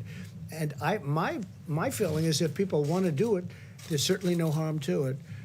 I would say do it, but use a scarf if you want. You know, rather than going out and getting a mask or whatever. We're making millions and millions of masks, but Oh, boy. we want them to go to the hospitals. I mean, one of the things that Dr. Fauci told me He's today, not we don't- wrong that a scarf and a mask is the same thing. Just the mask's lattice is way smaller. The scarf's lattice is better than 0, but it's obviously too You big. can use something else over your face. It doesn't have to be a mask. But it's not a bad idea, at least for a period of time. I mean, eventually, you're not going to want to do that. You're not going to have to do that. This is going to be gone. It'll be Right. gone. Hopefully gone for a long time. Mr. President, the mitigation steps that are on your 30-day plan, is that enough or is more needed? Have you been Well, we're discussing going to that find out. behind the We scenes? hope it's enough. We hope it's enough. We hope we're at a level where we could say, let's go, because our country wants to get back to work. We really want to get back. Everybody wants to get back to work. Now, I could ask the doctors to answer that question, but we discuss that all the time. What do you think? Have they been recommending harsher Well, I think mitigation steps? I think we've been very harsh. I mean, you look at the streets. I looked at Fifth Avenue today on camera, and I didn't see anybody walking on the street. And I'm used to watching that street. You can't even see. You can't see the asphalt. You can't see the concrete. And you look at this, nobody. There was one car. It looked like it might have been a taxi cab, and it was in a time Might of the have morning. Then normally there'd be a lot of people. I mean, you know, I think the mitigation's been very strong. Please. Mr. President, will you confirm your plans to defer tariff payments for 90 days? And secondly, on I didn't do anything about tariff payments. I don't know who's talking about tariff payments. They keep talking about tariff payments, and we haven't done that. China's paying us. We made a deal with China. Under Well, the we deal, pay they're the paying us tariffs. 25% on $250 billion. Our companies and they pay the it. And I spoke with President Xi the other day, and he didn't mention that. We didn't mention that. We had a great conversation, by the way, a really productive conversation having to do with many things. Most of it was on the virus, but you know, we're not talking. Who are you with? Who are you with? If I could just clarify. Who are you with? Wall Street Journal. There's reporting by the Wall Street Journal and Bloomberg that there's a plan in Yeah, I motion. know it's incorrect reporting. Well, they might be, but I'm going to have to approve the plan. The one thing I will tell you, I approve everything. And they haven't presented it to me. Right. So therefore, it's false reporting. So Yep. therefore, don't do the story. If we're going, Also false to say that China pays the tariffs. I'd be glad to let you know. There's nothing wrong with doing it, but we'll let you know. Yeah, please. Let a couple of facts, then we'll get back to you, Jim. Go ahead. Thank you, sir. Philip Whiteman with Real Clear Politics.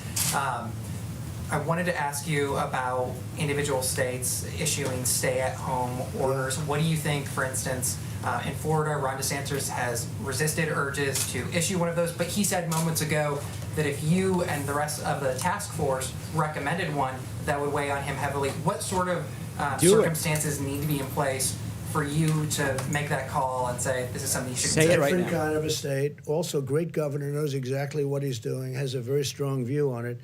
And we have spoken to Ron. Mike, do you want to just tell him a little bit about that? Florida's exploding. Well, let me echo our appreciation for Governor DeSantis' leadership in Florida. He's been taking decisive steps from early on. And working closely with our team at the federal level. But let me be very clear on this. The recommendation of our health experts was to take the 15 days to slow the spread and have the president extend that to 30 days for every American. Right. Now, that being said, we recognize that when you're dealing with a health crisis in the country, it is locally executed by healthcare workers, but it's state managed. And so we continue to flow information to state governors. We continue Just to hear tell about DeSantis to do it, the guys. data that they're analyzing and consult with them. Shut it down. But at the president's direction, the White House Coronavirus Task Force will continue to take the posture that we will defer to state and local health authorities on any measures that they deem appropriate. But Dear for the God. next 30 days, this is what we believe every American in every state should be doing at a minimum to So slow tell the them spread. to do it. Unless we see something obviously wrong, we're gonna let the governors do it. Now, if it's obviously wrong, I mean, people. Look can at make Miami, things- it's obviously They can make wrong. a decision that we think is so far out that it's wrong, we will stop that. But in the case of Governor DeSantis, you know, there's two thoughts to it, and two very good thoughts to it. And he's been doing a great job in every respect, so we'll see what happens. But we only would exercise if we thought somebody was very obvious. So go ahead, your He is turn. obviously right. Thanks. I had a question in a minute for the Vice President about Go ahead. the National Strategic Stockpile, but while you're at the podium, I wanted to ask about your call with President Putin a couple days ago. Yeah. I know a big economic concern for a lot of people has been the state of oil prices right now. Yeah. So I'm wondering if you raised that with President Putin, if you were able to We did. gain any We had a call. It assurances. was probably about that, the oil prices. It was because, probably as you about know, oil prices. Russia and Maybe Saudi not. Arabia are going at it, and they're really going at it. And by going at it to the extent that they are, the oil has dropped to a point where, look, it's the greatest tax cut we've ever given. Cheap gas can't drive anywhere. Cheap flights can't fly anywhere. For a gallon of gasoline. It's incredible in a lot of ways, going to help the airlines, but at the same time, it's hurtful to one of our biggest industries, that's the oil industry. It's really, it's not even feasible what's going on. So I spoke to President Putin about that. I also spoke to the Crown Prince about that, Saudi Arabia. No, I think, yeah, they're going to get together, and we're all going to get together, and we're going to see what we can do, because you don't want to lose an industry. You're going to lose an industry over it. Thousands and thousands of jobs. We have, I don't know if you know, there's oil all over the oceans right now. The boats are all filled. The ships are, they're renting ships that were dying, that weren't doing well, and now, like, that's where they're storing oil, and they're sent out to sea, and they sit there for long periods of time.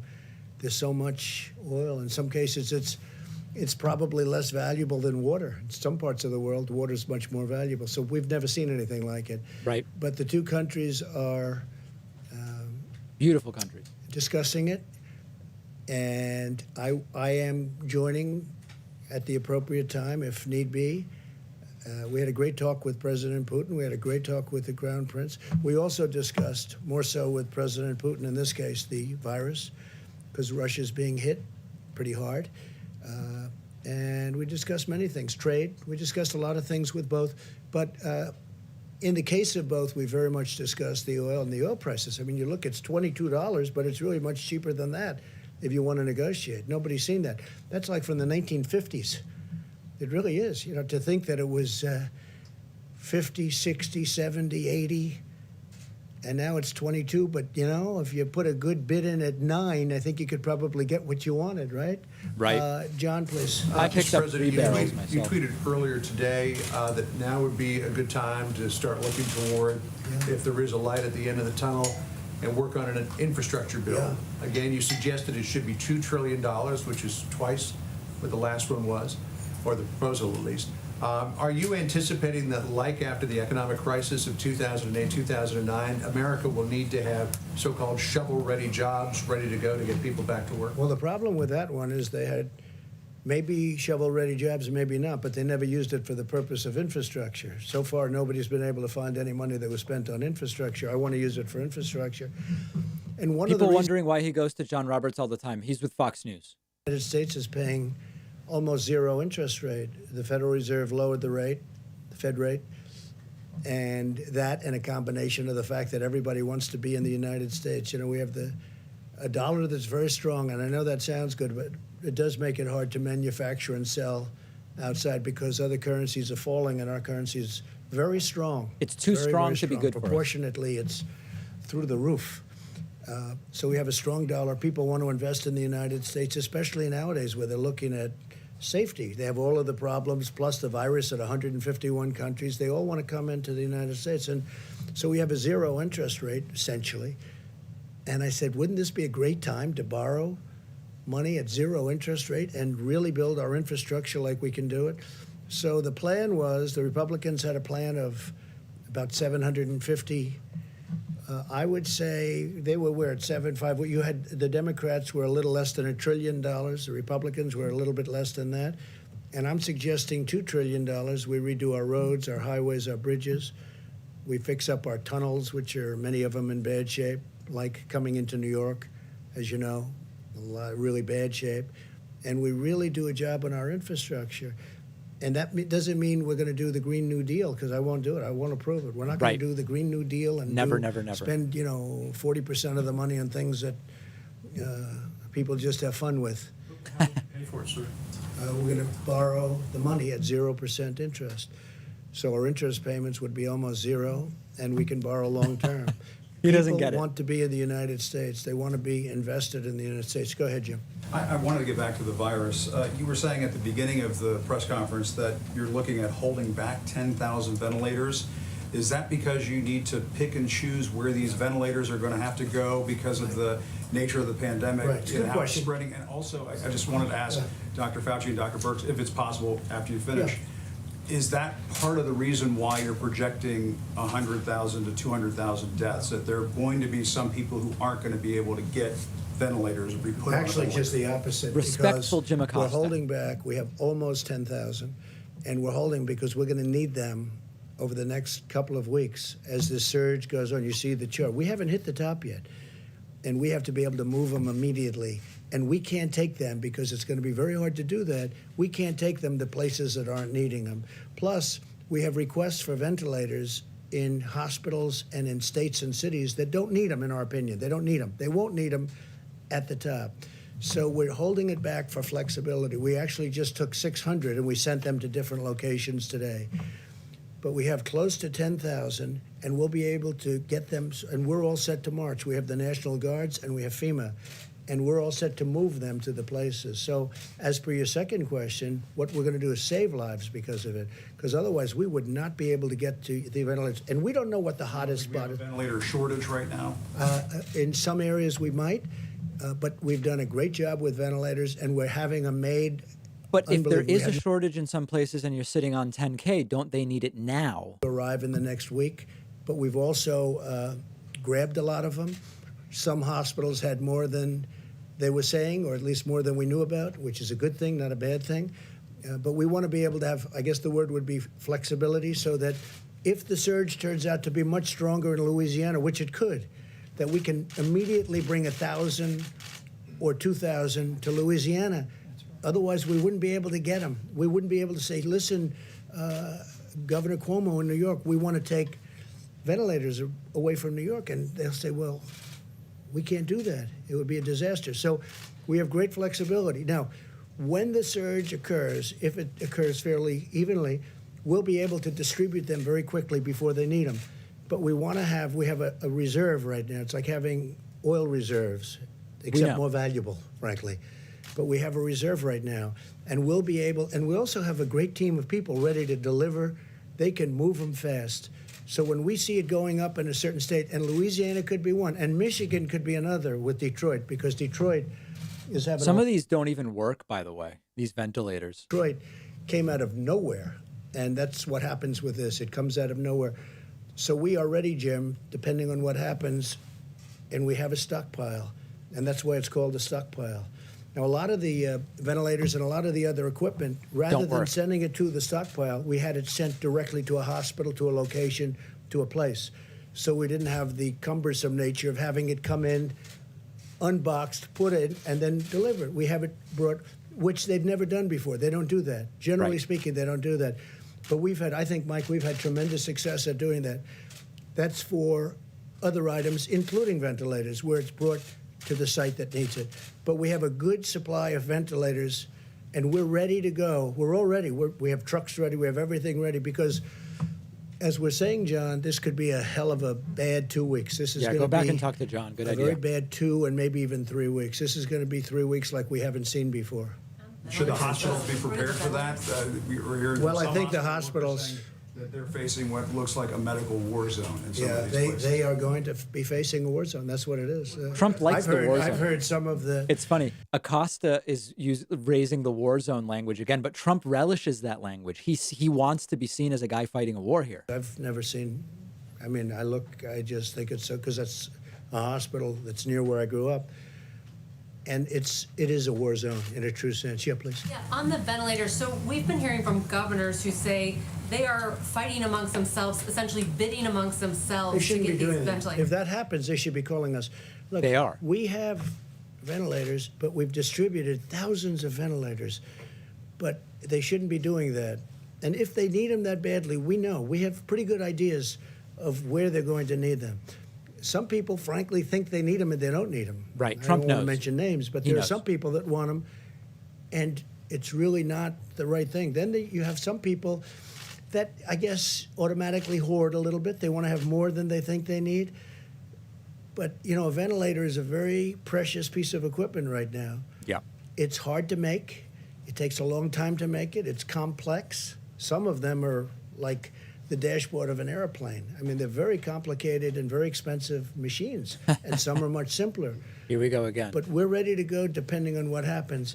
But we have some hospitals in some states that think they need ventilators, and we don't think they do. Now, if they do need them, we will have them there before they need them.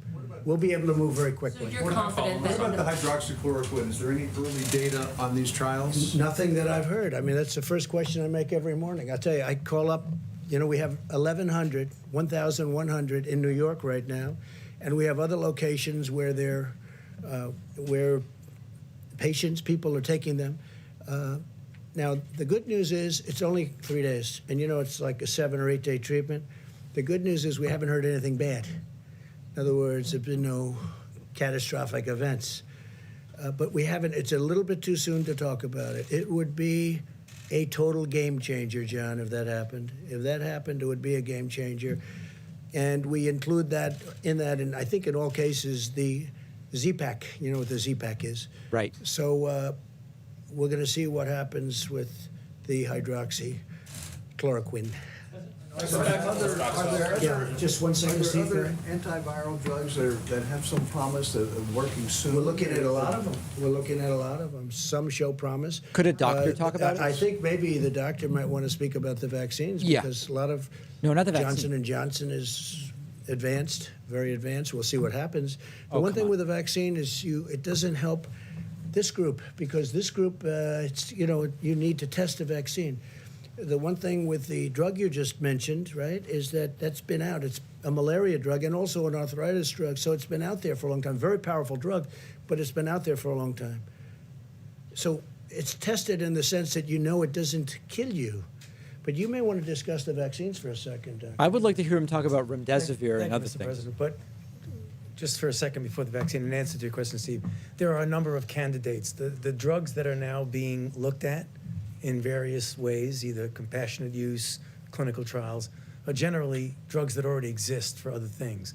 There's a whole menu of drugs and interventions that are now going into clinical trials that are not approved for anything yet. I mean, for example, things like immune serum, convalescent plasma, or hyperimmune globulin, or monoclonal antibodies, a variety of other things. Right now, there's a lot of activity going on behind the scenes in the design of the kinds of clinical trials that will give us an answer. Because you need an answer, because if it doesn't work, you want to get it off the table and go to the next one. So there are a lot of things. Vaccine. How long does that normally take? Weeks, months? Yeah, no, it takes at least months, at least. So, I mean, that's the reason why you're seeing a lot of activity with drugs that already exist for other purposes, because they're already there. Yep. But the drugs that you want to show in a good randomized clinical trial, at very best, are going to take months. Just one word on the vaccine. You know, exactly like we said, we hope that as we get into the summer, if in fact there are cases out there, when you're in a phase 2 or phase 3 trial, or 2B, as we call it, that we might get an early efficacy signal. And an efficacy signal means that even though you haven't definitively proven that a vaccine works, you get enough information that if it were an emergency, you might be able to have an emergency. It's actually a huge deal that Fauci's even mentioning that. That sounds good. And I have to say this, hydroxychloroquine and azithromycin, which is, you know, you take it with it, maybe, if you want, If you for want. the infection. I think some medical workers are doing that, using it maybe, or You got getting this it from prescribed John Hannity. perhaps as for another use. But the word is that some are God. and some aren't. I mean, I think it's not a bad idea to do it, but that's up to the doctors. But there is a theory going around that in our country and some other countries, people are taking that work in the hospitals, that work with the patients. That's literally from Sean Hannity. And again, it's going to have to be proven. It's very early. You know, we're rushing this stuff through. This was supposed to take a long time to be approved, and I prevailed upon the FDA to get it approved immediately on the basis that it was already on the market for a lot of years for another use. Malaria, mostly, and arthritis, but mostly malaria. So we'll see what happens, but there is a theory out there that for the medical worker, doctor, it may work. It may work. And if you take it, it's, it's been out there for a long time. Please, go ahead. I just wanted to go back to Jim's question about the national stockpile. The governor of Connecticut today, About which? The national strategic stockpile. Governor of Connecticut today said that he was disturbed to learn that the stockpile is now empty. That's his words. And he said, Well, it's not empty. Let me explain something. What we do, and I thought I said it accurately, I certainly meant to, rather than having it brought into the stockpile, where appropriate, other than certain things like we have quite a few of the ventilators, which is not a lot when you look at the whole country, actually. It sounds like a lot, almost 10,000. It's not. But we're trying to have supply sent directly to the states because we save a big state. We don't want medical supplies coming in to warehouses all over the place, and then we take them from there and bring them to another warehouse. So we're having it brought from ideally from the manufacturer directly to the hospital or the state where it's going. So we're trying to keep it that way as much as possible. Now, in some cases, we are having it brought. Remember this, we also took over a virtually empty, and I say it again, just like we had no ammunition in the military. Go. That's a we lie. had virtually no ammunition.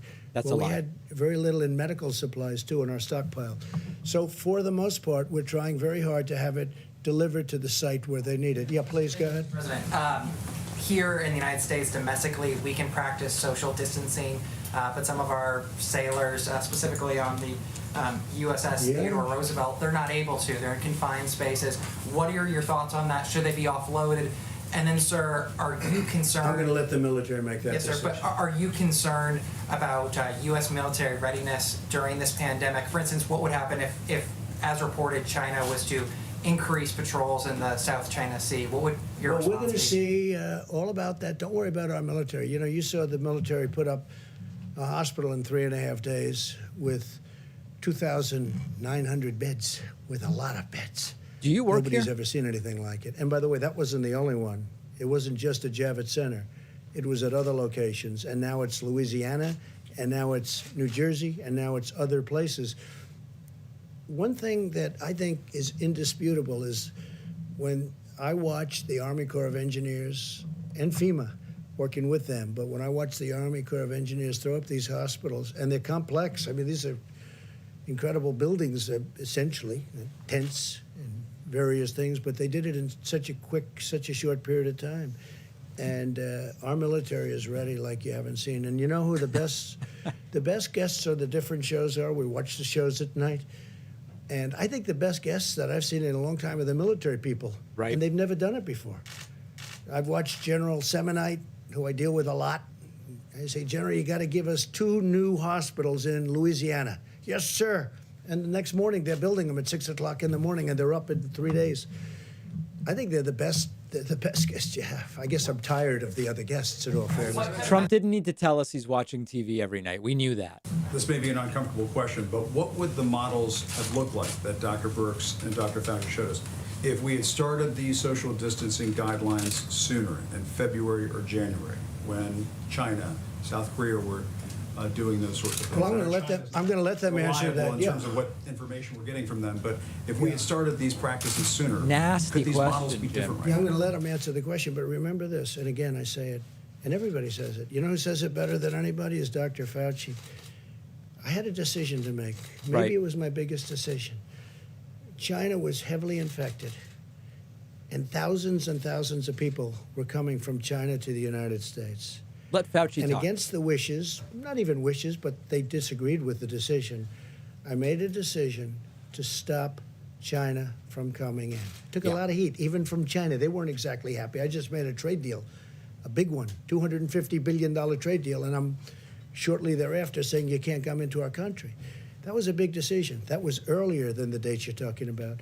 So that was a big decision. That was probably, and by the way, not because I did it, that was probably the biggest decision we made so far. But if you look at the one graph, the problem New York has is New York started late, but the other ones didn't start so late. Now, Question is, what would the curve look like if we started 6 weeks earlier? reasons, but it got a late start. But do you want to maybe answer those questions? I don't know if you can go back to slide 2, because I wanted to explain 2 things that I think is really important, because we had a lot of questions about mortality and what it meant. Okay, so you see this confidence interval? So here's the line. This is the confidence interval. This is where we have the ability to push it down. So you have a large confidence interval around the line. And so we're trying to move that gray down tighter and below the dotted line. So I think that's really important. And then if you can go to the next slide. So we really can't answer your question until we can get antibody testing out there.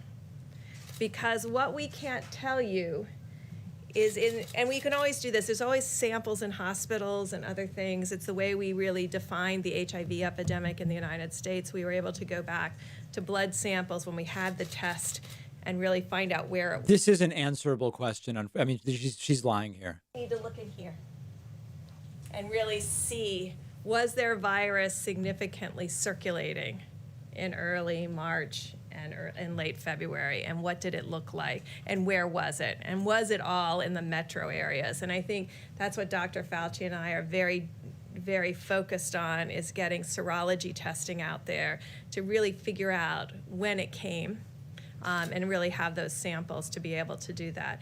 Because you understand the painful part of my question, and please, I don't mean to put you on the spot. No, we understand, but we there may can't be answer it Americans till, at yeah, home until saying, we if we see had that. started this sooner, we might not have 100,000 to 200,000 Americans dying. Well, that makes an assumption that it was here, there was a lot back here that we didn't see.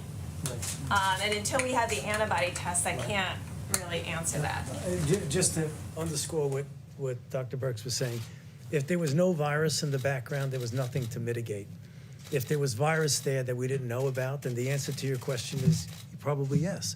Now, the only trouble with that is that whenever you come out and say something like that, it always becomes almost a soundbite that gets taken out of context.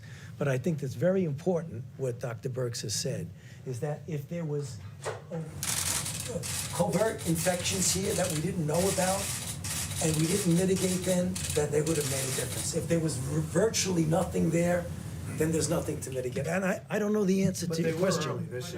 But we were watching South Korea, and China and Italy, and we weren't taking action when those... Yeah, remember, we in South Korea got the first confirmed case on the same day. They've had under 200 people die. Going on there. We didn't, but I believe, Jim, that we acted very, very early in that. If we had adequate testing, would we have known? Yeah, we would have known the same thing. We inherited obsolete tests. Can I speak to that too as well? Oh, boy. President made reference to the fact, January 31. Getting ugly. He suspended all travel from China. Shortly thereafter, we issued strong travel advisories for the sections of Italy implicated and sections of South Korea. And we reached agreements with those countries to screen all passengers from all airports coming into the United States of America. The screen means fever and questions, and remember, 20% of people are asymptomatic. The coronavirus from coming into the United States. And what our experts have told us again and again at the Coronavirus Task Force is that those actions bought us a significant amount of time on this curve to respond with the kind of mitigation efforts, standing up resources, testing, and supplies that are in effect. But we went from a prevention strategy the president acted on before the month of January was over to a mitigation strategy which continues to this day. And if I can also say, just to every American,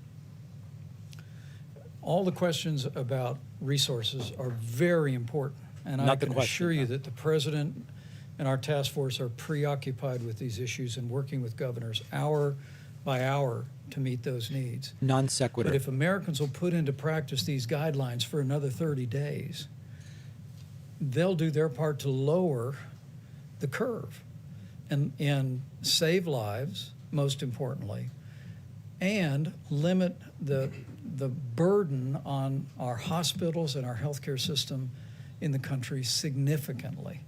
And so make no mistake about it, while we're going to work our hearts out, leave no stone unturned to find the resources, the masks, the ventilators that we need. And we are going to meet that moment with the full energy of the American economy and the whole of the American government. The American people have a role to play in preserving that medical capacity in a way that will ensure that people that are caught up in the coronavirus, particularly those that are vulnerable to the most serious outcomes, which are seniors with serious underlying health conditions or anyone with an immunodeficiency, have the resources, the support, and the health care that every American family would want their loved one to have. I do think we were very early, but I also think that we were very smart because we stopped China. We had never done that before. You know, we had never closed our borders before, as I Genius. read. I don't know, maybe that's not right. And Dr. Fauci had also said that was I think it was maybe the biggest moment because we were stopping the source, we were stopping the infection, but we also stopped Europe very shortly thereafter. That was a big decision. That was not an easy decision either. March 12th, I stopped was it? them a long time before people started stopping anyway. So we stopped China, we stopped Europe, we stopped all of Europe, and then ultimately we stopped UK, Ireland. Yes.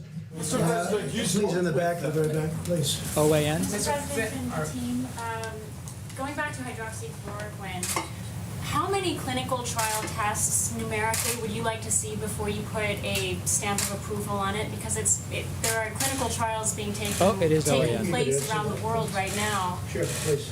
Is there a number? How many cases would you like to see? That is an FDA decision, and it really depends on a variety of factors. What I would like to see a clinical trial that has a comparison to something that is comparable to what it means without the drug. I mean, I keep saying it, I say it all the time, and I'll say it again.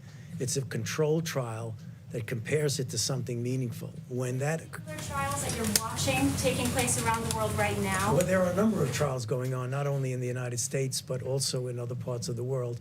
You know, right now it's too early to make any determination, but I just want to get back to what I say all the time. The definitive way that you get an answer is by doing a randomized controlled clinical trial. Yeah,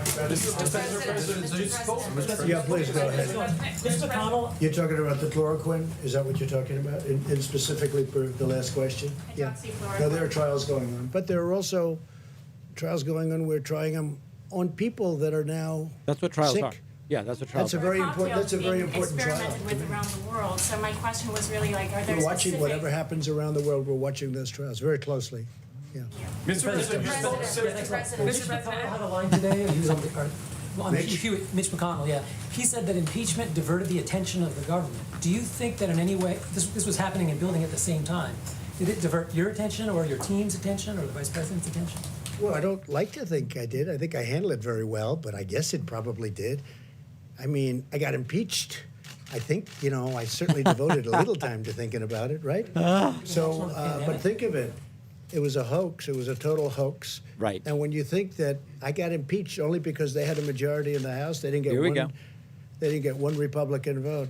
Well, 100 and you got acquitted because you've got a majority in the Senate. Not one Republican. I don't think it's ever happened. The Republicans stuck together, and they stuck together in the Senate 52 to a half. A half.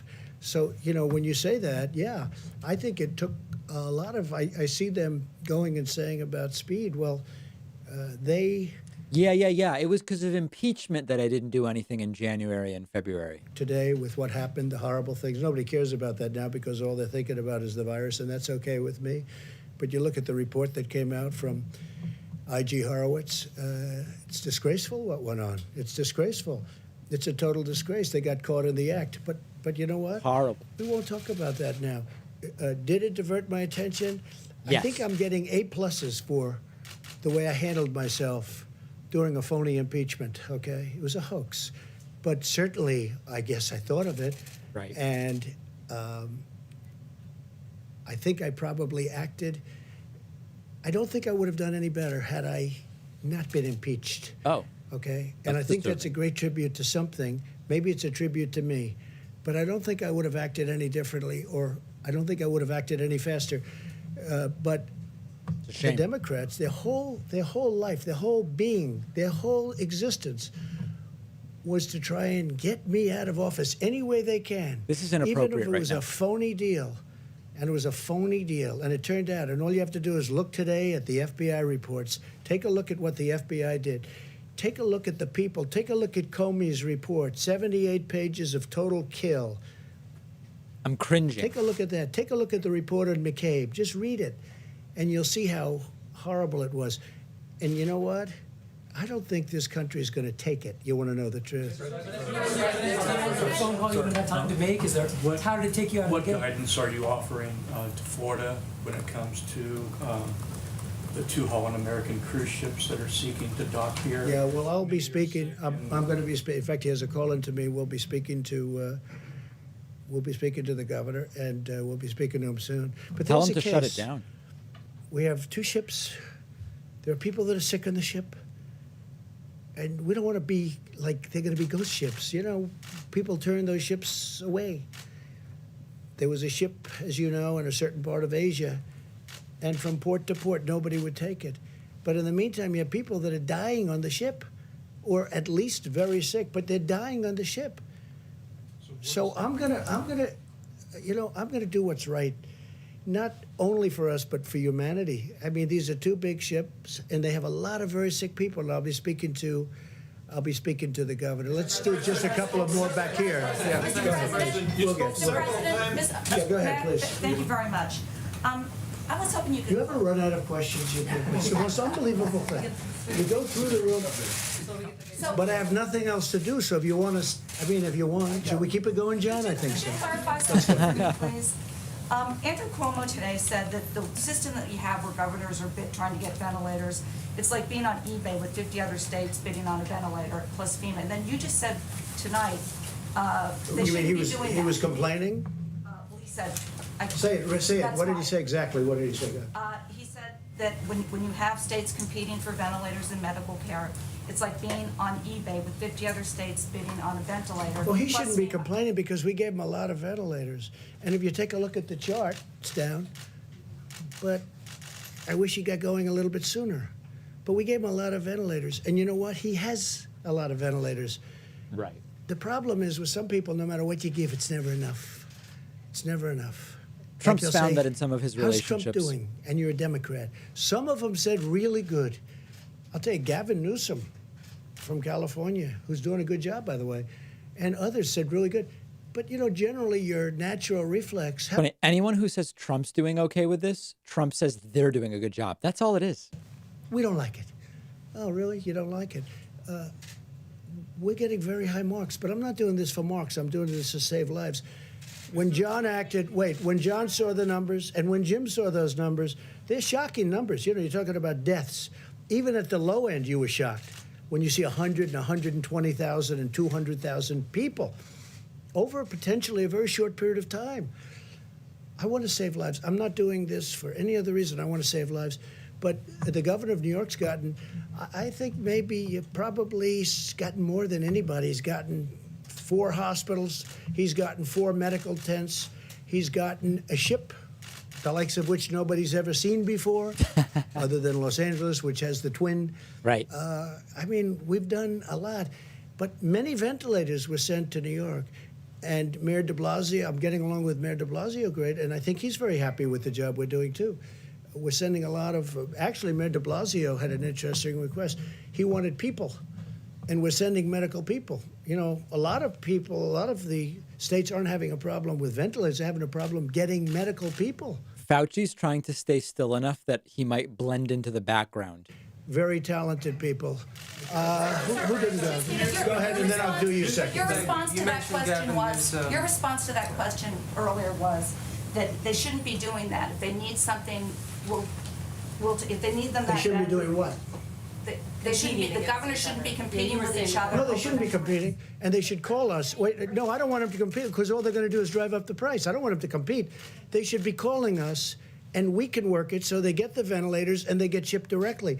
If they're competing, if they're calling, even if there's only 2 of them calling, they're going to just drive up the price, because as nice as some of the people that do ventilators, they do want to make money, okay? Now, you know, New York had a chance to buy 16,000 ventilators. I guess they didn't take that option. That was in 2016. And that's a hard option to take, because it's a lot of money, and who would ever think you need 16,000 ventilators? Who would ever think it? Pandemic But preparedness. this is a very unique time in life. And I think, you know, I'm dealing with New York, and we're having a very good relationship. And you see what just happened in Central Park with the tents. I mean, we're having a really good relationship. Go ahead, you didn't get one, and then we'll go to you. Thank you. Gavin Newsom, you mentioned Gavin Newsom and the job that he's doing. I'm interested in what you think California has done to contribute to the suppression of the curve. Well, they've done a good job, California. Now, let's see what happens, because we could have a spike, doctors. I mean, you don't know. They could have a spike where all of a sudden it spikes upward. We had a couple, like Louisiana. I think they're doing a really good job, but they had nothing. Now, they had Mardi Gras, and then all of a sudden after Mardi Gras, which tells you about distancing, I guess. I mean, it's an example of what could happen, but they were, like, flawless. I was always surprised. I was looking at Louisiana, and I understand that state. I love that state. Beautiful And I'm state. saying they're in great shape. Then they have Mardi Gras. It was a big success, Mardi Gras. tremendous success, and then all of a sudden it went like a rocket ship. So that tells you about distancing. Virus. Please. Are you concerned, though, about the homeless population in California? Because I know California officials think that it could spread like wildfire. Obviously, there's a Say it again, louder. There's a homelessness crisis in California. Wildfire, I don't know that I'd use that analogy in California necessarily. In that community. So is there anything the administration Well, they're is doing? looking at that very strongly, and I know that it bothers Gavin. I don't know if it bothers Nancy Pelosi, but she's got it in her district at a very high level. They have to be very careful. They have a very big homeless population in an area which just a few years ago didn't have anybody in those areas. That's not true. And they're living in the streets. And I know that some people in California are working on that very hard. Mr. President, you spoke several times with Prime Minister Trudeau, President Macron, and at the end of last week, President Macron talked about an important initiative that you and him would launch. Any news on that? No, we're talking about something. I don't know who that reporter is, but I love that guy. For the world, if we do it. We'll see if we do it or not. Well, I don't want to talk. It's a private thing, but it will become public if we decide to do it. But positive. Our relationship with the president, our relationship with France is, you know, I think extraordinary, very good, probably as good as it's ever been. Get back to your comments about what could have happened and the actions that you took. Is there any fairness to the criticism that you may have lulled Americans into a false sense of security when you were saying things like it's going to go away? Well, it is. And that sort of thing. But Jim, it's going away. But when you were saying It's going to go 200,000 away, deaths hopefully at thrown the in end the of the middle, month, right? and if not, it hopefully will be soon after that. But has No, it your is going- thinking on this evolved? Jim, it is going away. See, when they ask him this stuff, they should say, when you said we have 15 cases and it's going to be 0, that's the quote. My attitude was that we have to give this country. I know how bad it was. All you have to do is look at what was going on in China. It was devastation. And well, yeah, look at the numbers from China, those initial numbers coming out from China. But, you know, I read an article today which was very interesting. They say, we wish President Trump would give more bad news. Give bad news. I'm not about bad news. I want to give people hope. I want to give people a feeling that we all have a chance. I mean, when you saw the numbers, and when John and all of you saw those numbers, and you were saying 120,000 people, you mean that's good? 100,000 dead people within a short period of time. I want to give people a feeling of hope. I could be very negative. I could say, wait a minute, those numbers are terrible. This is going to be horrible. This is a horrible thing. Hey, Jim. Last month and said, okay, let's go to the beach. Let's go to the airport. Let's go down to Mardi Gras. Well, there were a lot Let's of go people. do There were those a lot of things. people that could have said that. We didn't say that. Fortunately, I didn't say that, and that was an alternative. We talked about it. That was always Let an it rip. alternative. That's what I said. Let it rip. Let it ride. Do nothing, and we could have had 2.2 million dead people, more than that, because I didn't do that. And we did catch it early, and we stopped China really early, and we stopped Europe really early because I saw what was happening. What happened is I stopped Italy because Italy was really heavily infected. Right. We started off with certain parts of Italy, then all of Italy, then we saw Spain, Then I said, stop Europe. Let's stop Europe. We have to stop them from coming here. Europe. I love Europe. But they were having problems. I don't think anybody did a better job than that, especially when you see the 2.2 million number. And I hope we're going to be substantially under the numbers that you're looking at on the minimum side. Then I think we will have, hey, look, it's still tremendous death. You weren't just hoping that it would dissipate, that this would disappear. I want to be positive. I don't want to be negative. Right. I'm a positive person. Somebody said, oh, I wish you'd be more negative. They literally have that. It's in one of the wonderful newspapers today. I wish you'd be more negative. Well, this is really easy to be negative about. But I want to give people hope, too. You know, I'm a cheerleader for the country. We're Right. going through the worst thing that the country's probably ever seen. Look, we had the Civil War, we lost 600,000 people, right? Here's the thing, had we not done anything, we would have lost many times that. But we did something, and so it's going to be hopefully way under that. But, you know, we lose more here potentially than you lose in world wars as a country. So there's nothing positive, there's nothing great about it, but I want to give people in this country hope. I think it's very You knew it was important. going to be this severe when you were saying this was under I control. thought it could be. and- I knew everything. I knew it could be horrible, and I knew So it he was could lying. be maybe good. Okay, all right, that's different. Don't forget, at that time, people didn't know that much about it. Even the experts, we were talking about it. We didn't know where it was going. We saw China, but that was it. Maybe it would have stopped at China. We wish we could have killed it in China, but it didn't happen. It started spreading to Europe. It started Okay, so he spreading was here. lying. It I got started it. spreading all over. But, and I'm not blaming anybody. I'm just saying that we have an incredible thing. I think the people, our professionals, our military, our governors, our politicians, I think they've done an incredible job. I mean, with few exceptions, I think they've done an incredible job. But I don't want to be a negative person. It'd be so much easier for me to come up and say, we have bad news. We're going to lose 220,000 people, and it's going to happen over the next few weeks. And with that, I did start off by saying today, long before this question, I said, this is going to be a rough 2 or 3 weeks. This is going to be one of the roughest 2 or 3 weeks we've ever had in our country. We're going to lose thousands of people. When I see 28, 29 people from the governor of New Jersey, 29 people. When you see 173 people died in New York yesterday, or whatever the number was, I think it was more than that. When you see the kind of numbers that we're witnessing, we've never seen numbers like that. So it's easy to be negative. And then everybody can be negative. But I'm a cheerleader for our country. And I want him to do a great job. That upper lip's getting sweaty. I think you should rap. Said it. I want as few a number of people to die as possible. And that's all we're working on. You don't like the question, but are you now taking I don't mind the responsibility? question. Do you mi- I don't mind your Are you- question. are I you think now I think taking it's actually responsibility for I think how things it's go not from meant to this be. point? Look, I know you well enough, so it's not meant to be a fair question, but it is a fair question. I think we've done a fantastic job. question. Okay, fine. I'll accept your word. Look, Jim, I think we've done a great job. We're going to see how it comes out.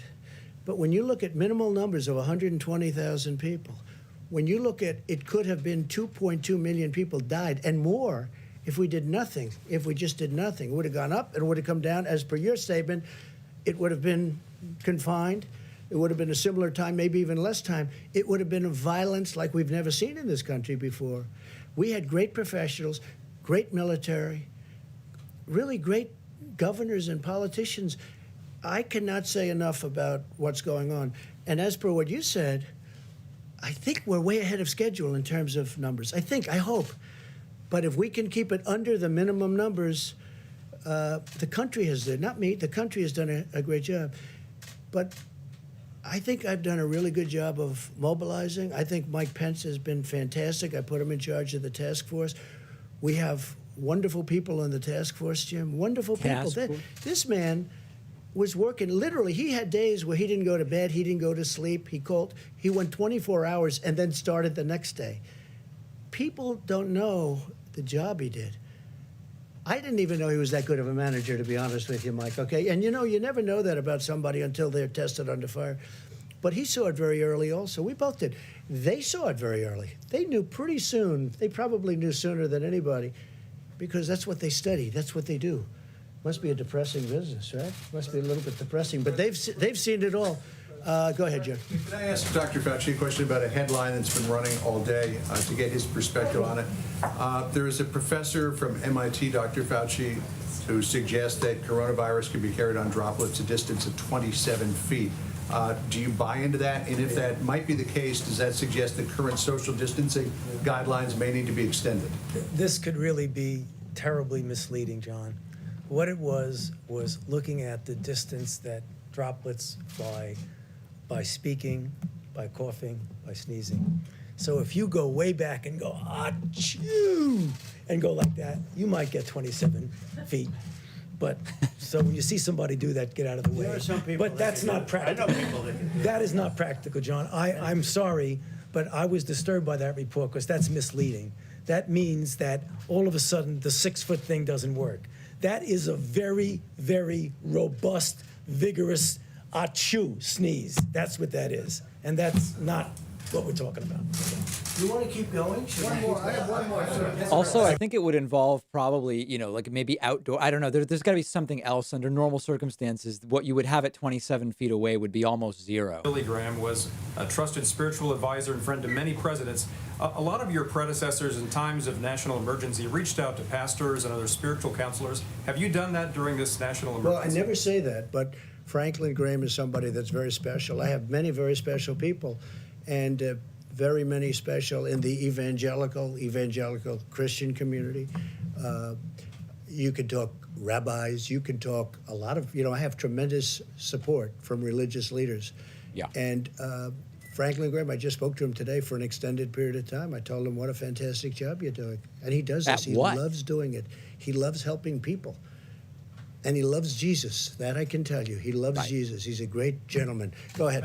On the masks, sir. On the masks, maybe for the doctors. The what? On the masks, is the reason why there's no CDC recommendation for the public to wear masks because they're meant to save and preserve the masks for the medical workers, or is it because the virus is not primarily transmitted through the air? So there was the CDC does have recommendations on their website about masks that came to the task force several weeks ago about if you're infected, wearing a mask to protect others. And if you're working with someone who's sick and you have to be that worker in the household, because remember, we want people in the household being taken care of, that they should wear a mask. I know your question is broader than that, and it's just being considered by the task force now about whether that recommendation that already exists relevant to wearing masks should be altered in any way. So it's still under discussion. And just about masks, you can get a mask, but you can also most people have scarves, and scarves are very good. Get a scarf, They get a can use a caftan. scarf. And we're only talking about a limited period of time. Get a cape. And it says in the recommendations you can substitute a scarf for a mask. So if people feel that, and I think I'm going to wrap a mink around my some head. people disagree with the mask for various reasons, and some people don't. But you can wear a scarf, you can do the masks if it makes you feel better. We have no objection to it, and It's some not about people feel, recommend it. Let's go back Thank to you, the back. Mr. President. You people never get tired. Look at you. And there's still good questions, actually. Mr. President, again, I'm looking at the cases around the world in Latin America and the Middle East, and Yeah. still you don't want to impose a travel ban for these areas. In Brazil, for instance, the President Bolsonaro, he keeps on being very active with groups. Aren't you afraid that what we're doing here can be You threatened? mean by you what- people? You mean you people? Not here, but I mean the United States. I mean, you're pretty spread out already. I don't know if anymore. But you I don't understand think we'll what- have press conferences anymore. But I understand what look, we're very careful. I'm very careful personally, and But the travel ban, I mean, aren't you afraid? we are looking at numerous countries as they get in a position. Brazil, as an example, you mentioned the president. Brazil had no problem until just a short time ago, and now they're starting to get inflamed. And yes, we are absolutely looking at a ban. There are two other countries you mentioned. Iran already has a ban. They had sort of an automatic ban. In addition to that, they have a ban. So we're looking at certain countries as they become hot. So, Mr. President, you're starting a new 30 days now. What are your plans? Are you going to stay in the White House? Are you going to travel at all, or you shelter I in doubt I'll place? leave. I wanted to go to the opening of the hospital in New York. and my people couldn't even believe it that I said it, but I did. I wanted to go. They didn't want me to do it. The Secret Service didn't want me to do it for reasons. I wanted to go to the boat sailing into New York Harbor, but the governor did a good job of that, and the mayor of New York. So, I'd love to go out, but now I'll be in the White House, and it's sort of like a nerve center, control center. And I think it's important, look, you see what happened with Boris Johnson, you see what happened with others. Stay the hell I think it's home. important that I remain healthy. I Yep. really do. So for the most part, we're staying here. I've canceled many different events, and we'll be staying here for the most part. Mr. President, Tom Frieden, the former director of the CDC, wrote an article the other day in which he said what's really needed here, and he understands the work that the task force is doing, is an incident commander to really take command of where everything is going and how things are being coordinated. We have it. Is that something that could be useful in this particular instance? We have it. His name is Pete Gaynor. He's the administrator of FEMA. And when the president signed the National Emergency Declaration, he stood up the National Response Center at FEMA. And now I can tell you that when the White House Coronavirus Task Force meets, I'm at one end of the table, and Pete Gaynor and the whole FEMA team are by video conference at the other end of the table.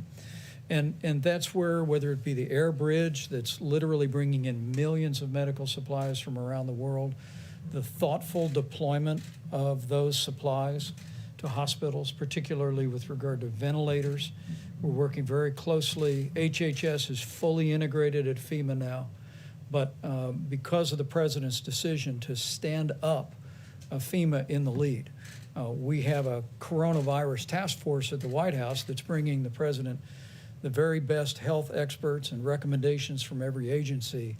But all the implementation, as we tell governors literally every day, is happening through FEMA.